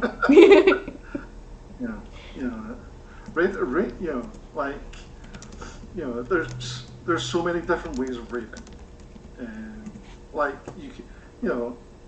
rating into someone. You've got to think about who you're rating first of all, because you can rate into someone big. You've got to think about how big of a person you're rating into compared to the size of your channel. Because if you're rating into someone with a couple of thousand and you've only got 10, 15 people, you're going to go unnoticed most of the time, because you're quite insignificant on those numbers, unfortunately, to someone on those kind of levels. And unless there's certain circumstances, you've got to remember that. you want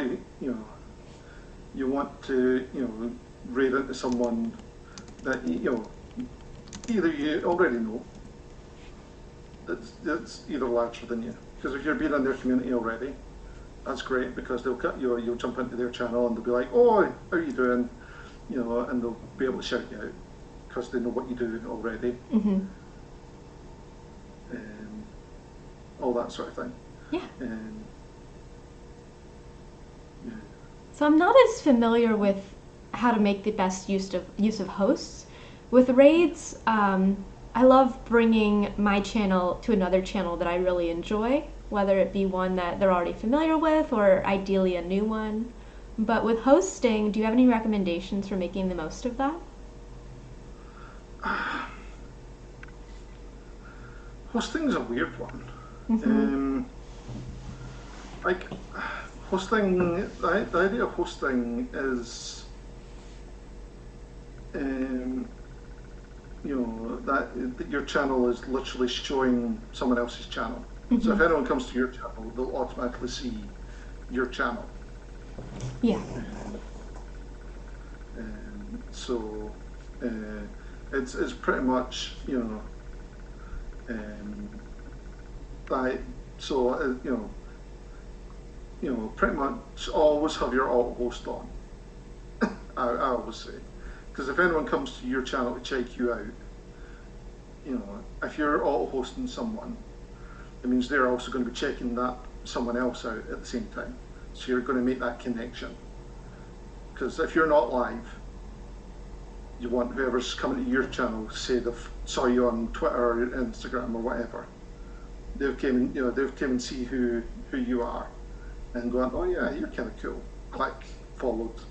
Then they look at the bit at the top and they're like, oh, you've got that trailer bar at the top, and they're like, they're not live, but check out this other person because they've got that now.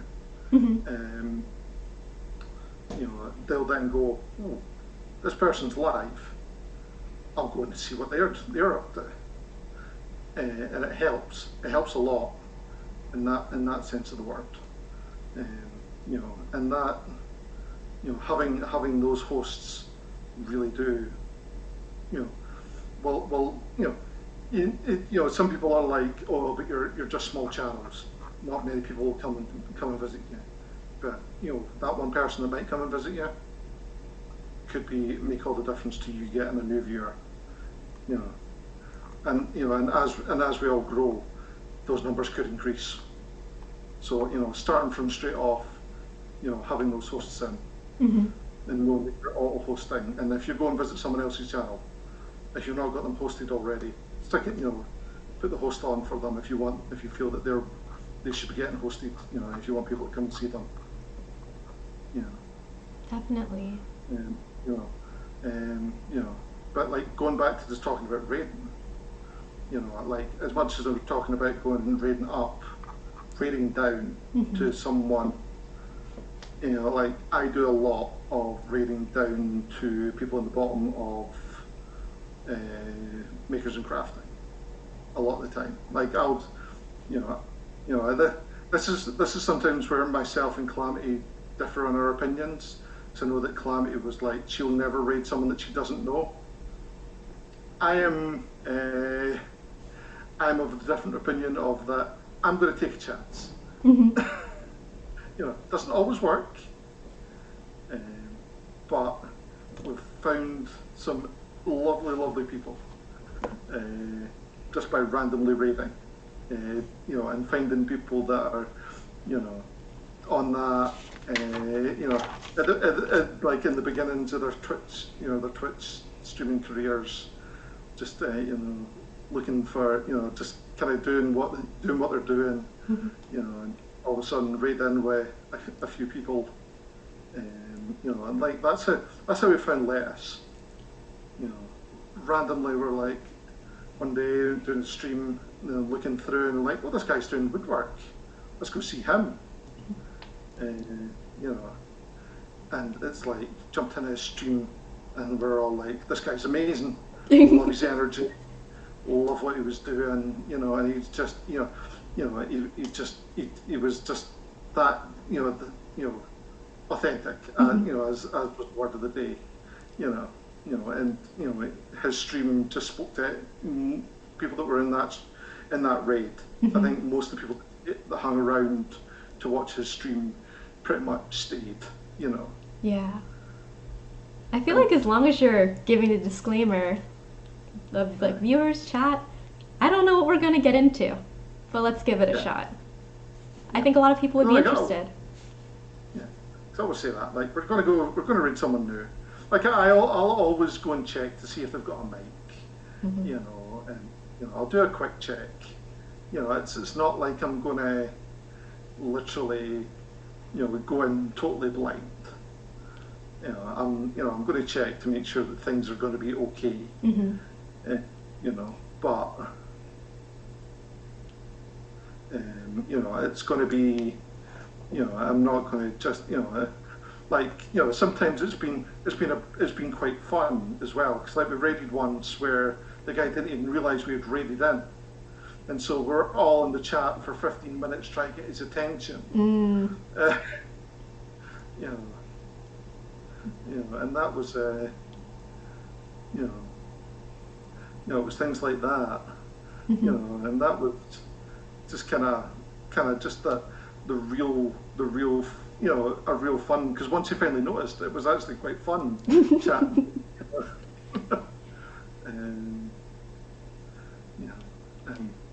it's just, it's things like that where, and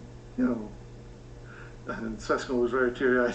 But, again, we are, like Mitch saying, we find 99 Pickle Puss, we find so many people just from, looking, going to the bottom of Makers and Crafting and finding people that have either started out or just, they're doing cool things but aren't quite understanding the networking side of things, so they've not been into other people's chats and not been, kind of, getting to know the other Makers and Crafting community people, and that was, and once we come in and they start kind of going, oh, there's other people in the chat, and then they come to us, and and then they jump into other people's chats and all that sort of thing. It kind of, just having that little push to people really kind of sets a lot of people off in that lovely journey of going, oh, there's so much more to Twitch, you know. Because a lot of the time some people just don't realise if you just jump into another person's chat and have a wee chat, it'll just give you that little boost that you need. Absolutely. And I wanted to go back to something Wolfram said earlier in the chat, which was, we all love and support our other MNC streamers, but one way to grow the community for everybody is rating and hosting outside of Makers and Crafters and bringing that hype to people that are unaware of the quality crafts people that we have here. What do you think about that?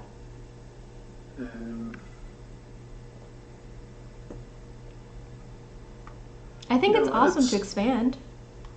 It is one of those things that we probably should be doing more of as well. It's the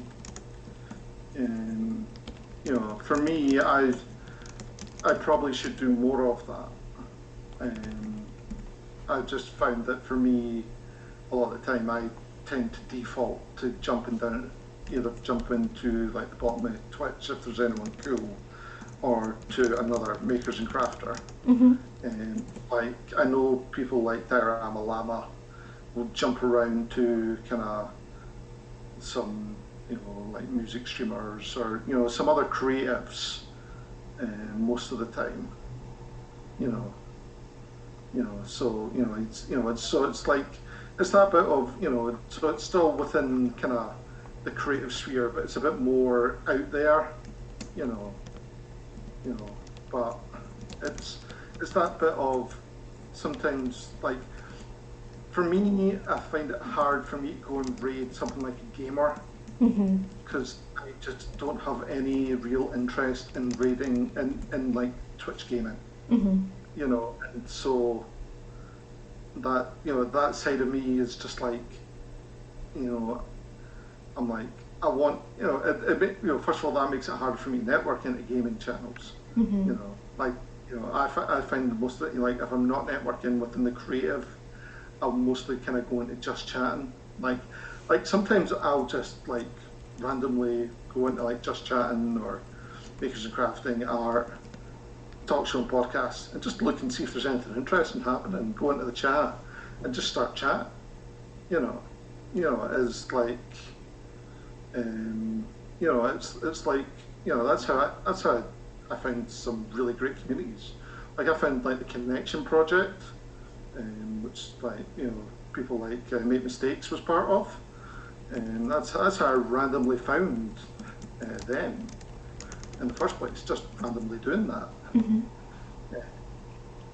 Yeah. So like things like that, it's just randomly going and seeing what's out there is a great way of just you know getting to know what's going on.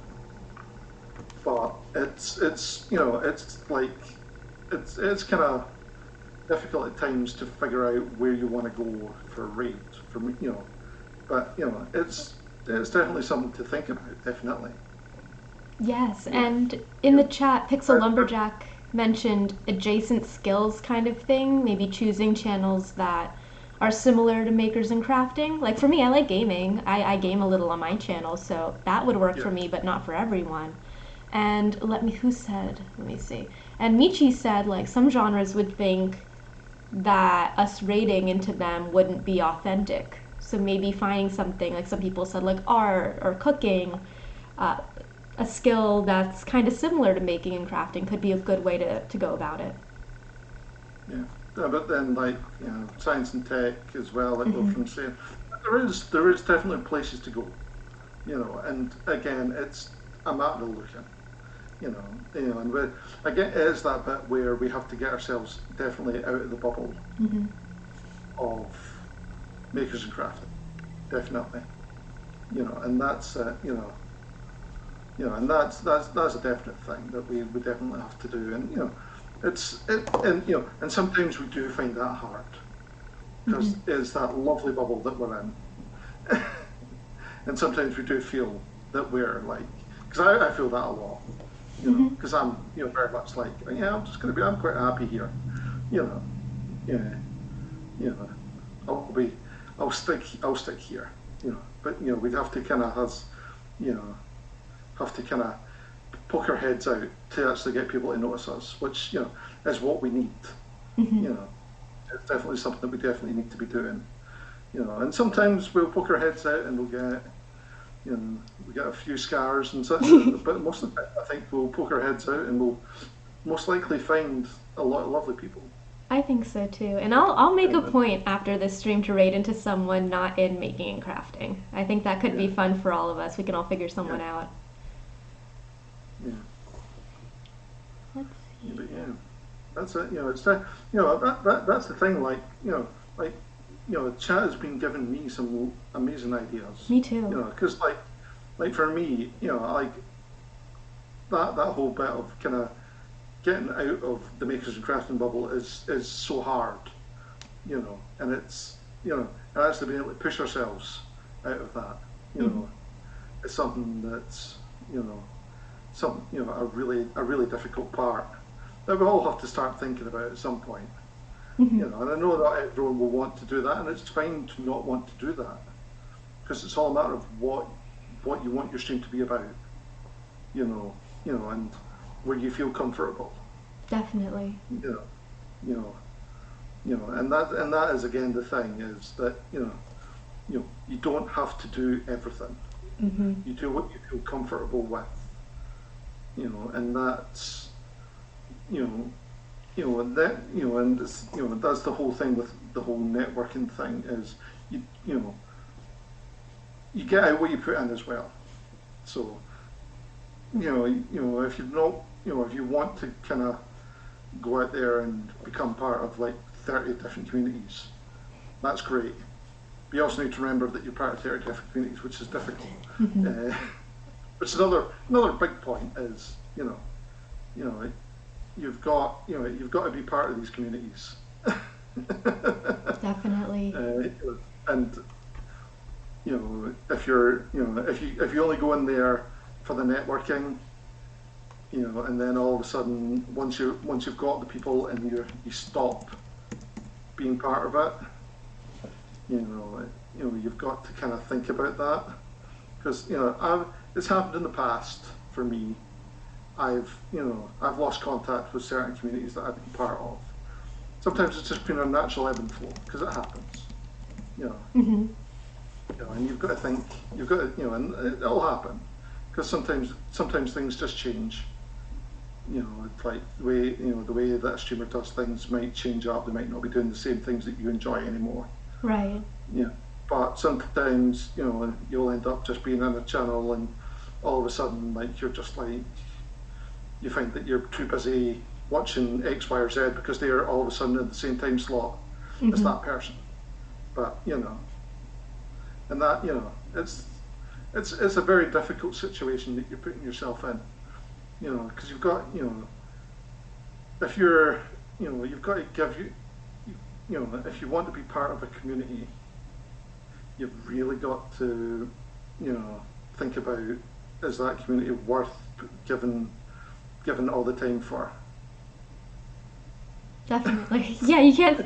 I'm just going through this chat like, what is going on? But just like with anything else, you can't spread yourself too thin. Like, Oh yeah, definitely. it's okay to say no to things. It's okay to not do everything. Well, definitely. Hmm. Yeah. We're getting some love for your ears in chat.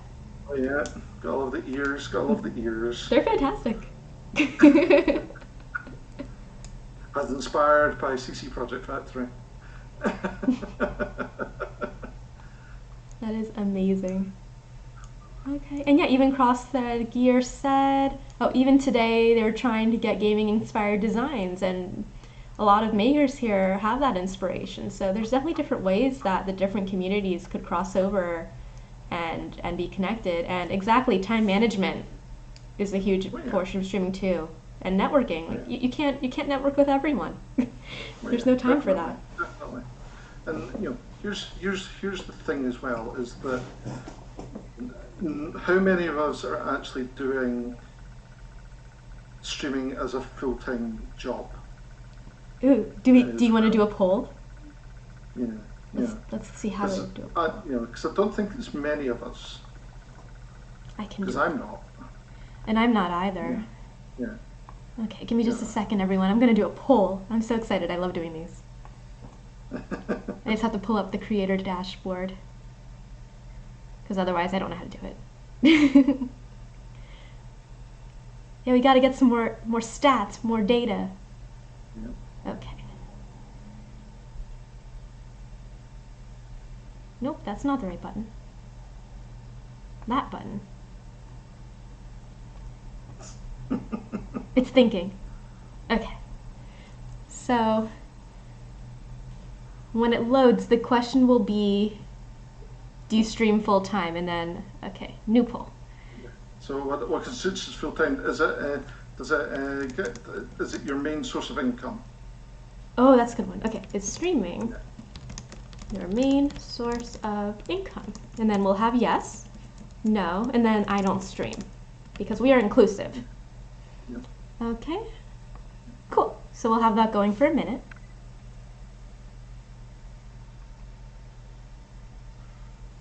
Awesome. I mean, I have a guess as to what the results will be for that. Yeah. I would be surprised Yeah. if there's different people. Yeah. I've got yeah. I've got an idea of it as well. Mm-hmm. Yeah. Yeah, and I put a poll at the top of the chat if you all can see that, because polls are fun.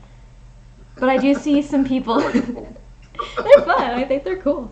I do see some people saying that streaming for them is a primary source of income. So we're getting that in the actual chat as opposed to in the poll too. But yeah, like Costume Karina, Coco said 40 hours a week. Yeah. Yeah. Snow Peep, the voter turnout on polls is always sad. But okay, There we are. it ended, but 75% of people said no, and the other 25% said they don't stream. But then we had some people in the chat saying primary source of income. But yeah, so McCoy. but here's the thing: as much as you're saying that you don't, you're not doing it as, you're not doing it full time. If you think about the amount of time that you're putting into streaming, and I'm not talking about your actual time on stream, but the time that you're doing off stream, like like on other people's streams, making overlays, in other people's discords, chatting, talking about things about streaming, about your chat, like thinking up what you're doing next, planning, your streams, all this sort of thing. That, a lot of the time, it probably coming close to you doing, a full-time job on top of a full-time job that you're probably already doing. That's a really good point. So many hours behind the scenes go into streaming. Yeah. And that's that's the thing. You've got to remember that what the time that you are potentially sinking into Twitch, and what you're actually doing with it. And is it effective as well? Right. For you. Yeah. Yeah. Like, because when I was first streaming, I was probably putting in a lot of time. I've managed to cut back a lot of what I'm doing. And that's Cringewood's girlfriend would like some of those hours back. Oh. Oh, Cringe. But I was probably like doing my full-time job on top of kind of like streaming 3 days a week and planning it all out, and kind of getting way involved in kind of Twitch and networking and being in like everyone's streams, and like I'm still in everyone's streams, but I'm not pushing myself as badly. Like I'm enjoying people's streams more now because I'm not seeing it as kind of I need to be in those streams to help my channel. That was a click that I had to make as well, because originally that was a big issue when I would first started streaming. That issue bit in my brain was like, I need to be in this channel, I need to be getting involved, I need to be doing this because I need to help my channel get bigger. And that's that it was one day it clicked in my head because somebody said, you don't need to be doing, it doesn't need to be a big channel. You don't need to have, hundreds of viewers. And I'm like, no, I don't. I quite like how my channel is. Yeah.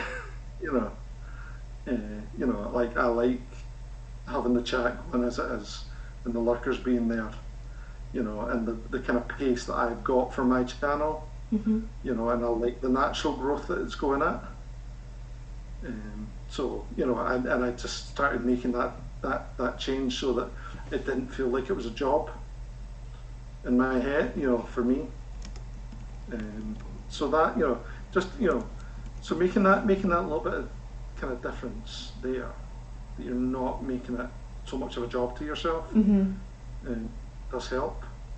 With all the hours that you're putting in, if you're not enjoying it, it's going to be really difficult to really do a good job, have a good time, any aspect of it, to really feel motivated. Yeah, and like I have no plans for this to be a full-time job. I don't even do it for the subs or the money or anything like that. Like any subs or bits or anything that comes from the stream goes right back into buying wood. literally.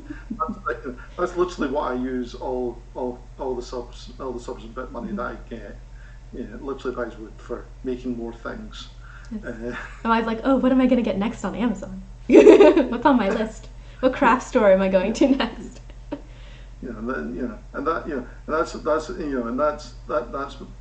appreciate that, and that's but I don't, I'd appreciate everyone coming at my chat even if they didn't sub.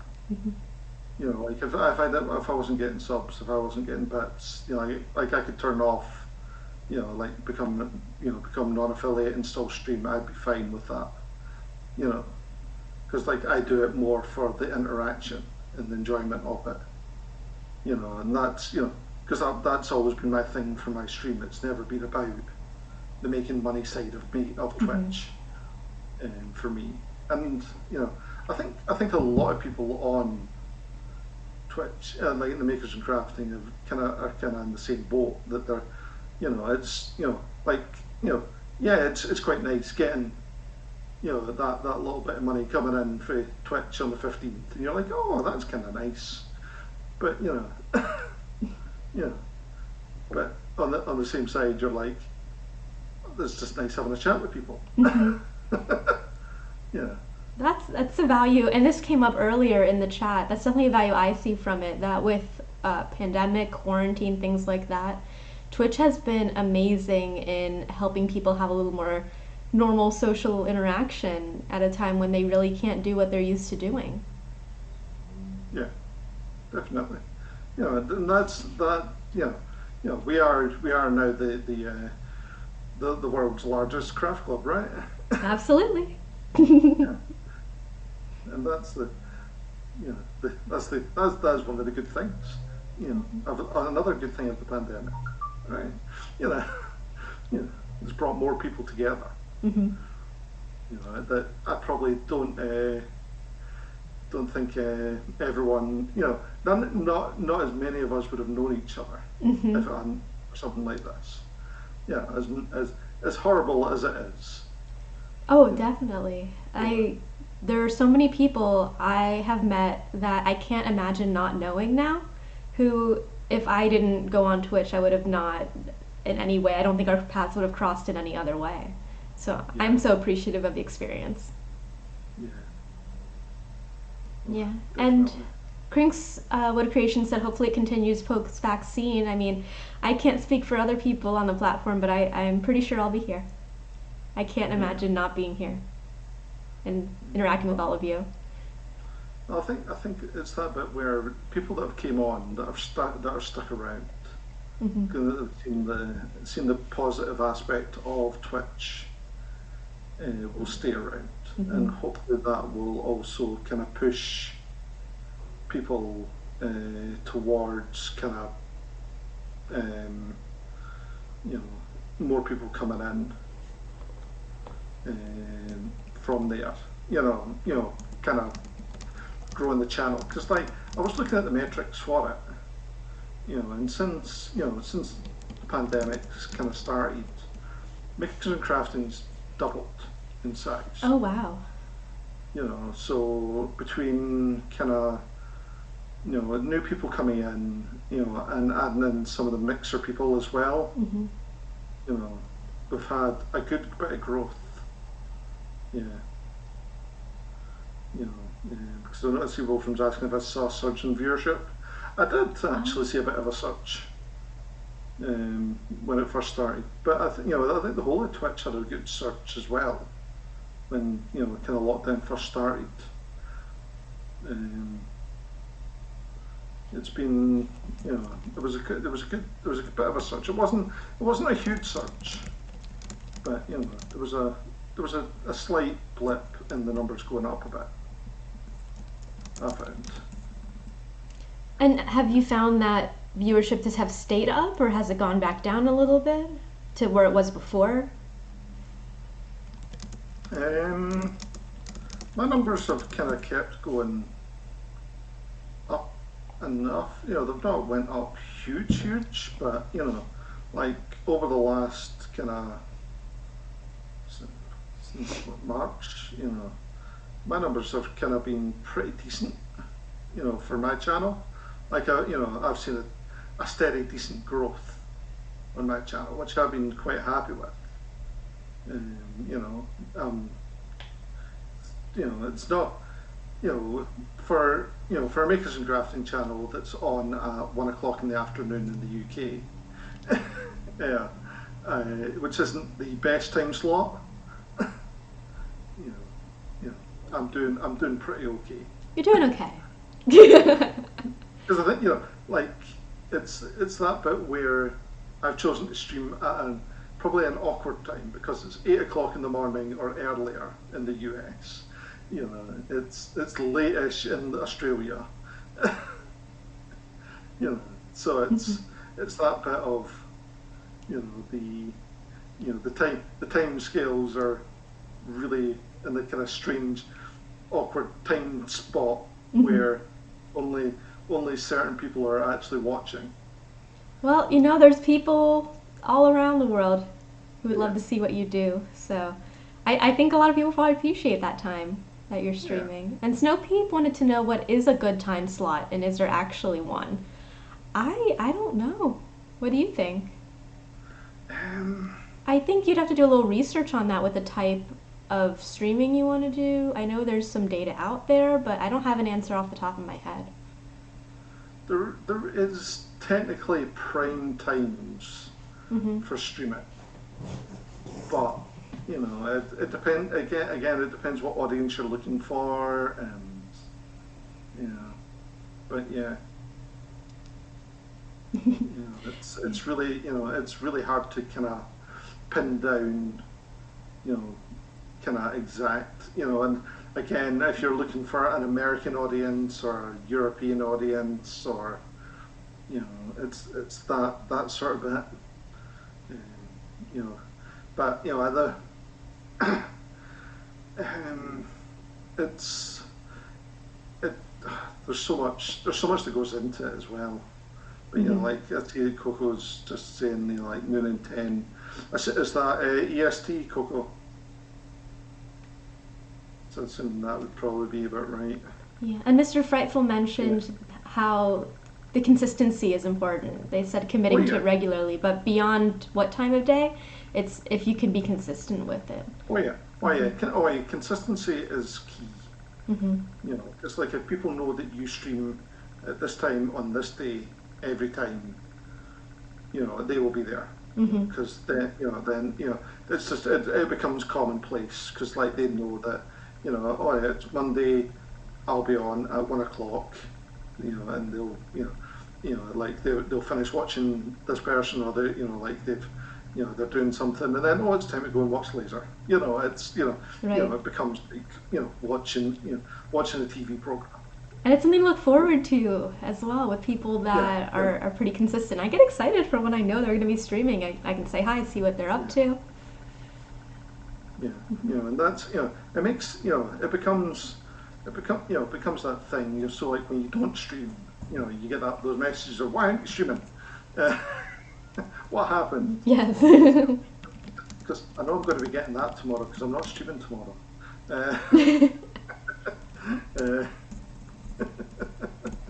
We're streaming on Tuesday, guys. Streaming on Tuesday. Yes. What is your schedule this week, Laser?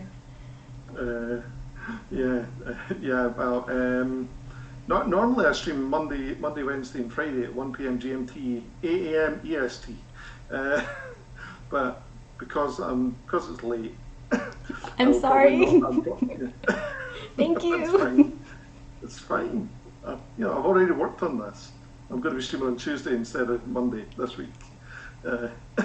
Well, thank you for the flexibility. We've still got plenty to talk about. There's more things on this list. If you're fine to stay up, I'm fine. I'm fine to stay and talk. We've still got stuff on here. Good. I'm happy. Yeah. We've got things like your streamer elevator pitch. We've got to talk about.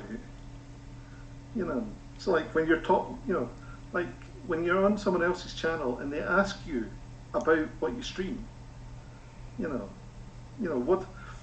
people actually ask you what you actually get asked about, It's it's always that bit of going, oh, you could either go into super detail, or if you're like me, I go, I, I cut things with lasers in a CNC machine. Sometimes leather, but please don't make me do that. Yeah, don't cut leather.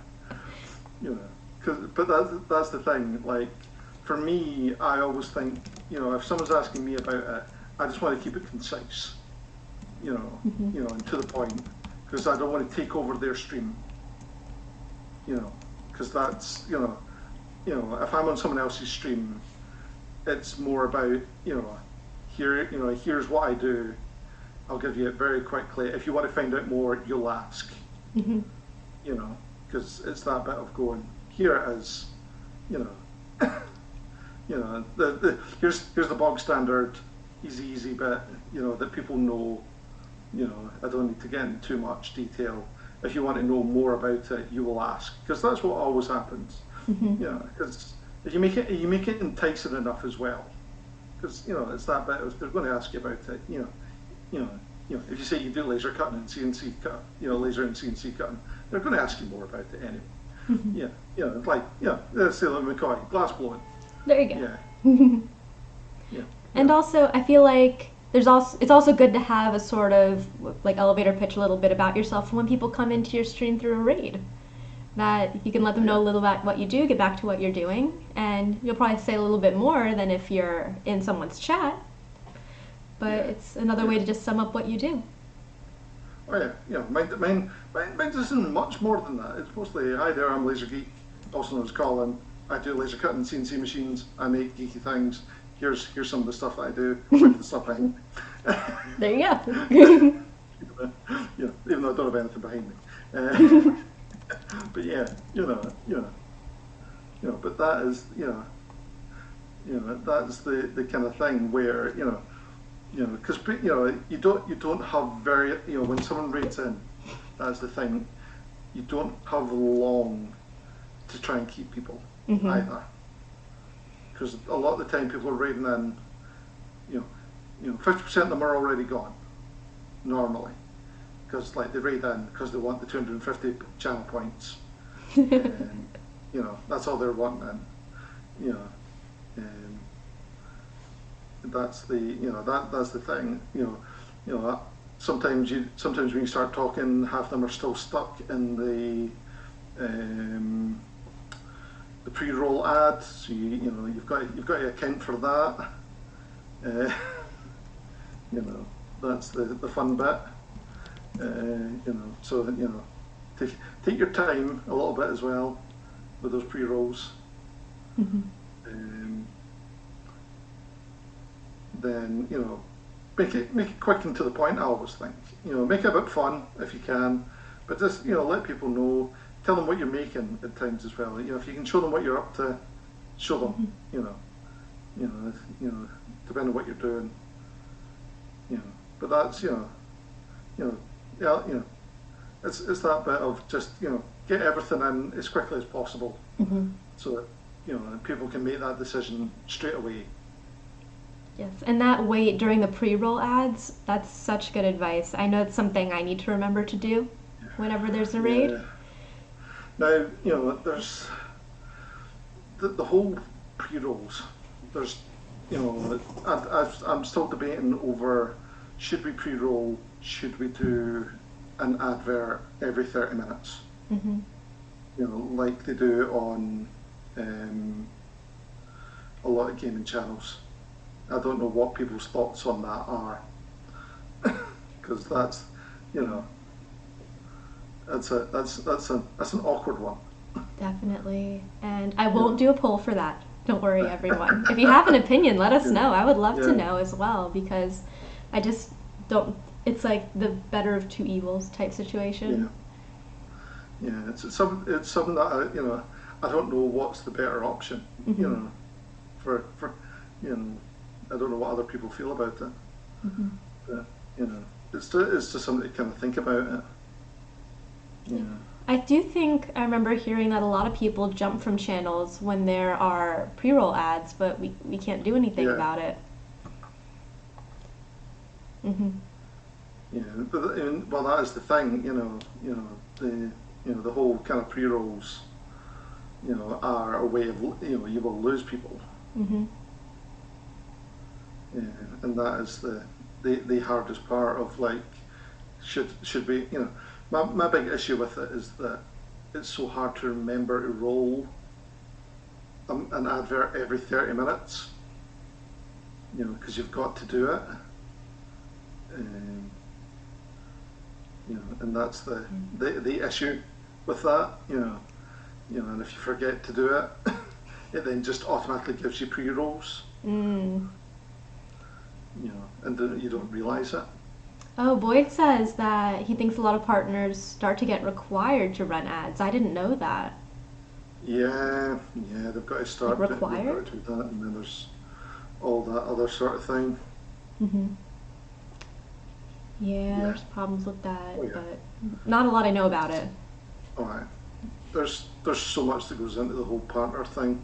Hmm. That's a whole other level of craziness. Definitely, and even with affiliate now, some people debate whether to become an affiliate. But Yeah. oh, so Seskimo has a question. Do you Yeah. think variety streaming can hurt or help a streamer? Um, I don't think it's an issue. Like variety streamers probably do better than a lot of other streamers because they can get a variety of audience people. Hmm. You know, it's that bit where if you're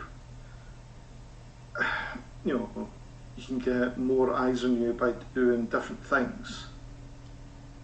Um, I think that it's this is another situation where consistency is important so people know what Yeah, kind of content to expect from you at different times because then they can watch you when you're doing something that they want to watch. yeah, yeah. And it's I'm just looking at that, like you're, like for session, we like doing art, kind of more calm art stuff, and then the craziness that is our Saturday nights. Um, you know, like technically they will attract different people, and that's absolutely fine. Hmm.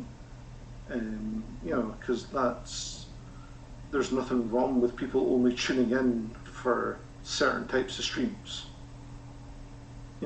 and they will come for that stream, but not that other stream, you know, and there's no rule to say that you have to tune into every stream that a streamer does. Hmm. And that's the big thing, that everyone has to remember is that just because a streamer does a different sort of contents, you're never in uh, what's the word I'm looking for? Like committed or Required. required? Yeah, Hmm. required to watch every stream that a streamer does. Hmm. Yeah, You know, absolutely. yeah, it's like like I've got streamers that like they'll publish uh, what they're doing all their schedule for the week, and I'm like, oh yeah, I'll watch that one. I won't watch that one. I'll watch this one Hmm. because it's um, you know these are the things that I enjoy that streamer does, but I don't enjoy them doing this or that because it's just not something that I would enjoy. And they won't have an issue with that because they know that's not what some people enjoy. Hmm. You know, and And that's the mhm. and that and in the end, you know, they're still building audiences within that, and there's crossover because people will enjoy different things, so they'll be in different parts of those streams. Hmm. And, some people will be there for all of the streams because they enjoy all of it, and that's absolutely fine. You know, you know, but you're never going to have any sort of major issues. That and you know, as I say, if you can hit different audiences because they've got that variety, it can at times give you an advantage. If you do it right. Yes, definitely. And I agree. I think you shouldn't feel like you have to be limited to specific content, but as long as the viewers know what to expect, and like I said, with consistency in your schedule, letting people know what you're going to be up to, I don't see any issue with it. and it's that bit as a streamer, you are allowed to try new things as well. Hmm. Like, like, you know, if, it might not always work, and sometimes, people on your stream will just go, nah, I'm not enjoying this, and that's always something that you've got to take on board, that, that your audience might not enjoy it, Hmm. but um, it's that bit where, if you're doing it for you as well, if you enjoy it, and you're enjoying doing it, you still got, you can still do it. You Right, and can't you. say no. You don't have, you don't always have, you don't always have to do it for your audience as Mhm. well. You can do it for you, but you can also try new things and test things out. And if you build a good community around you, they will tell you what works, what doesn't work, They'll let you what they know. enjoyed, what they didn't enjoy. You know, all that sort of thing. Right. And like you You mentioned know, before, if people are coming for you as a personality, yeah, they'll be interested in exactly, seeing you do different things, and if not, then they'll just stick to the videos they like. And exactly. it's worth a try. Yeah, like when I tried to do The Witcher, play that on stream during lockdown, that didn't go well. Oh no. Do you still play the game off stream? No, Ah. no. That reminds me Yeah. of playing Breath of the Wild. I haven't been playing it very much, but when I did play, it was a whole lot of like failing, and it was a lot of fun. But I just decided to not continue with that session. Yeah, session. What am I trying to say? Series? I don't know, but that game, Yeah. that game. Oh yeah, we're going to, Mitch is asking if I'm going to do another Eurovision watch party. Hopefully Eurovision will be on this year. We'll have a proper Eurovision watch party.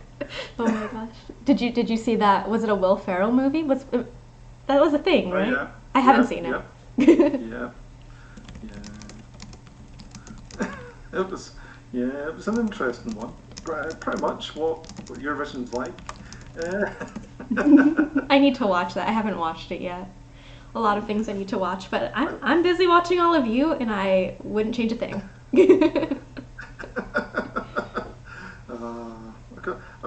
I enjoy Eurovision far too much. That's fair.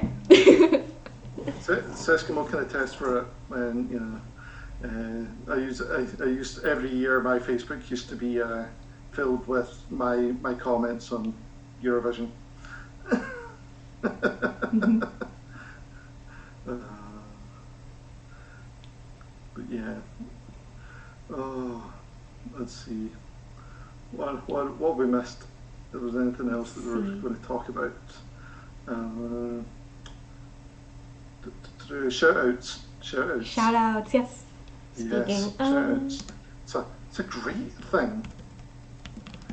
It's a great thing to use on your on your on your own stream. Mhm. If someone comes into your stream that you've been actively watching, and they've come into your stream, shouting them out, and being able to go, how did this go? Talk about their stream a little bit. Because if you've got first-hand experience of that person's stream, and you can say about what they've done on their stream, it gives more legitimacy to that shout out. Mhm. You know, because that's the big you know that's the big thing with shout outs. Because sometimes just a standard shout out isn't always going to be enough for people. Like I know, like when I do all my shout outs, everyone's really good for following because most of the time people are pretty. That's Well, me. oh no, that's my we're stream. coming, we're coming. They're coming for you, Laser. Um, like most people in my stream are pretty good at knowing that when I shout people out, I'm giving good recommendations to people, because most of the time when I'm shouting people out, and that I regularly shout out in my stream, I've been in their streams Mhm. and know what they're up to. But like if it's a new person coming in, you know, and that I know, that have came in, being able to actually turn around and go, oh, this is this person. Mm-hmm. I saw them doing this. Go give them a follow. Being able to do things like that just adds that little bit more weight to a stream, to a shout out, rather than just being able to just go and, oh, aye, here's this, here's so and so, go follow them. Mm-hmm. Because it's all well and good. Wolfram wanted to know, Laser, how long have you been streaming? I have been streaming since April 2019. There you go. Yeah. How long I've been doing it.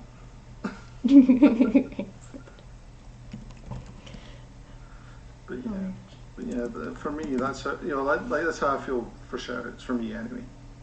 Let's say this is how this is my feelings on networking. Like, other people are always going to have their own ideas for it as well. Like, this is only mine. You have to remember. As well, and I'm not always right as well. Yeah, we're just doing we're just trying to figure things out, get some information. And I will always shout and meet you as well. Oh, shout out Michi. Perfect. Unless he doesn't stream. That's the goal. Only people who don't stream. Okay, let's see. I'm seeing if there's anything else that I wanted to mention. I think we've covered a lot. What about you? Yeah, I think we've kind of covered a lot. I think we've had a really good discussion, guys. This has been fantastic. And chat, as always. Thank you. Yeah. For the questions, the ideas. Yeah, it's been really, really interesting, and like the way chat have been giving their thoughts on this has been really, really interesting and kind of very thought provoking, and some really good ideas, and stuff that that I'm definitely going to go away and have a wee think about as well. Mm-hmm. Yeah. Yeah, I've been, as you can all probably tell, I've been taking notes during our chat, and I have some awesome things to look up, to put in Discord, to chat with all of you about in the future, perhaps in a creator chat. Plugging it, or just generally, Doesn't need to be an episode. Well, thanks, Sesamo. Thanks, Bad Dad. I appreciate it. Oh, Laser. Michi has a question. Who is one of the people you look forward to seeing in your chat? I look forward to everyone being in my chat, each. Political I can't just have one.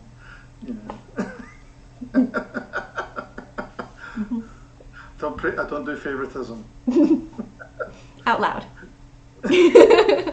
And we can definitely continue this conversation one-on-one, in Discord, whatever you all are comfortable with. Definitely.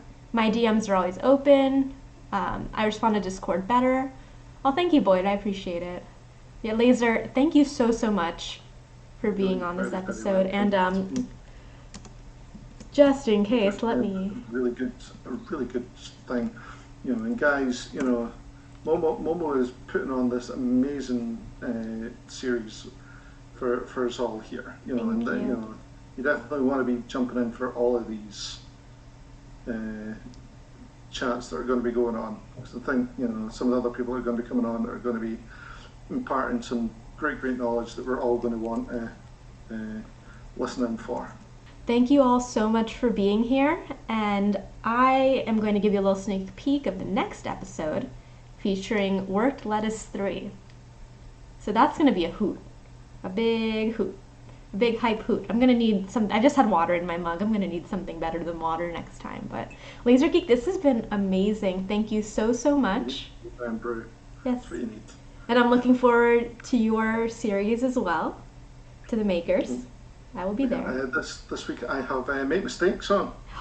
Yay! Make Mistakes. AKA Buff Santa. I am so excited for that. There you go. A little shout out for Make Mistakes also. But I think we are ready to raid. I have the stream open, and I will see you all there. Thanks again. Bye bye. Thank you.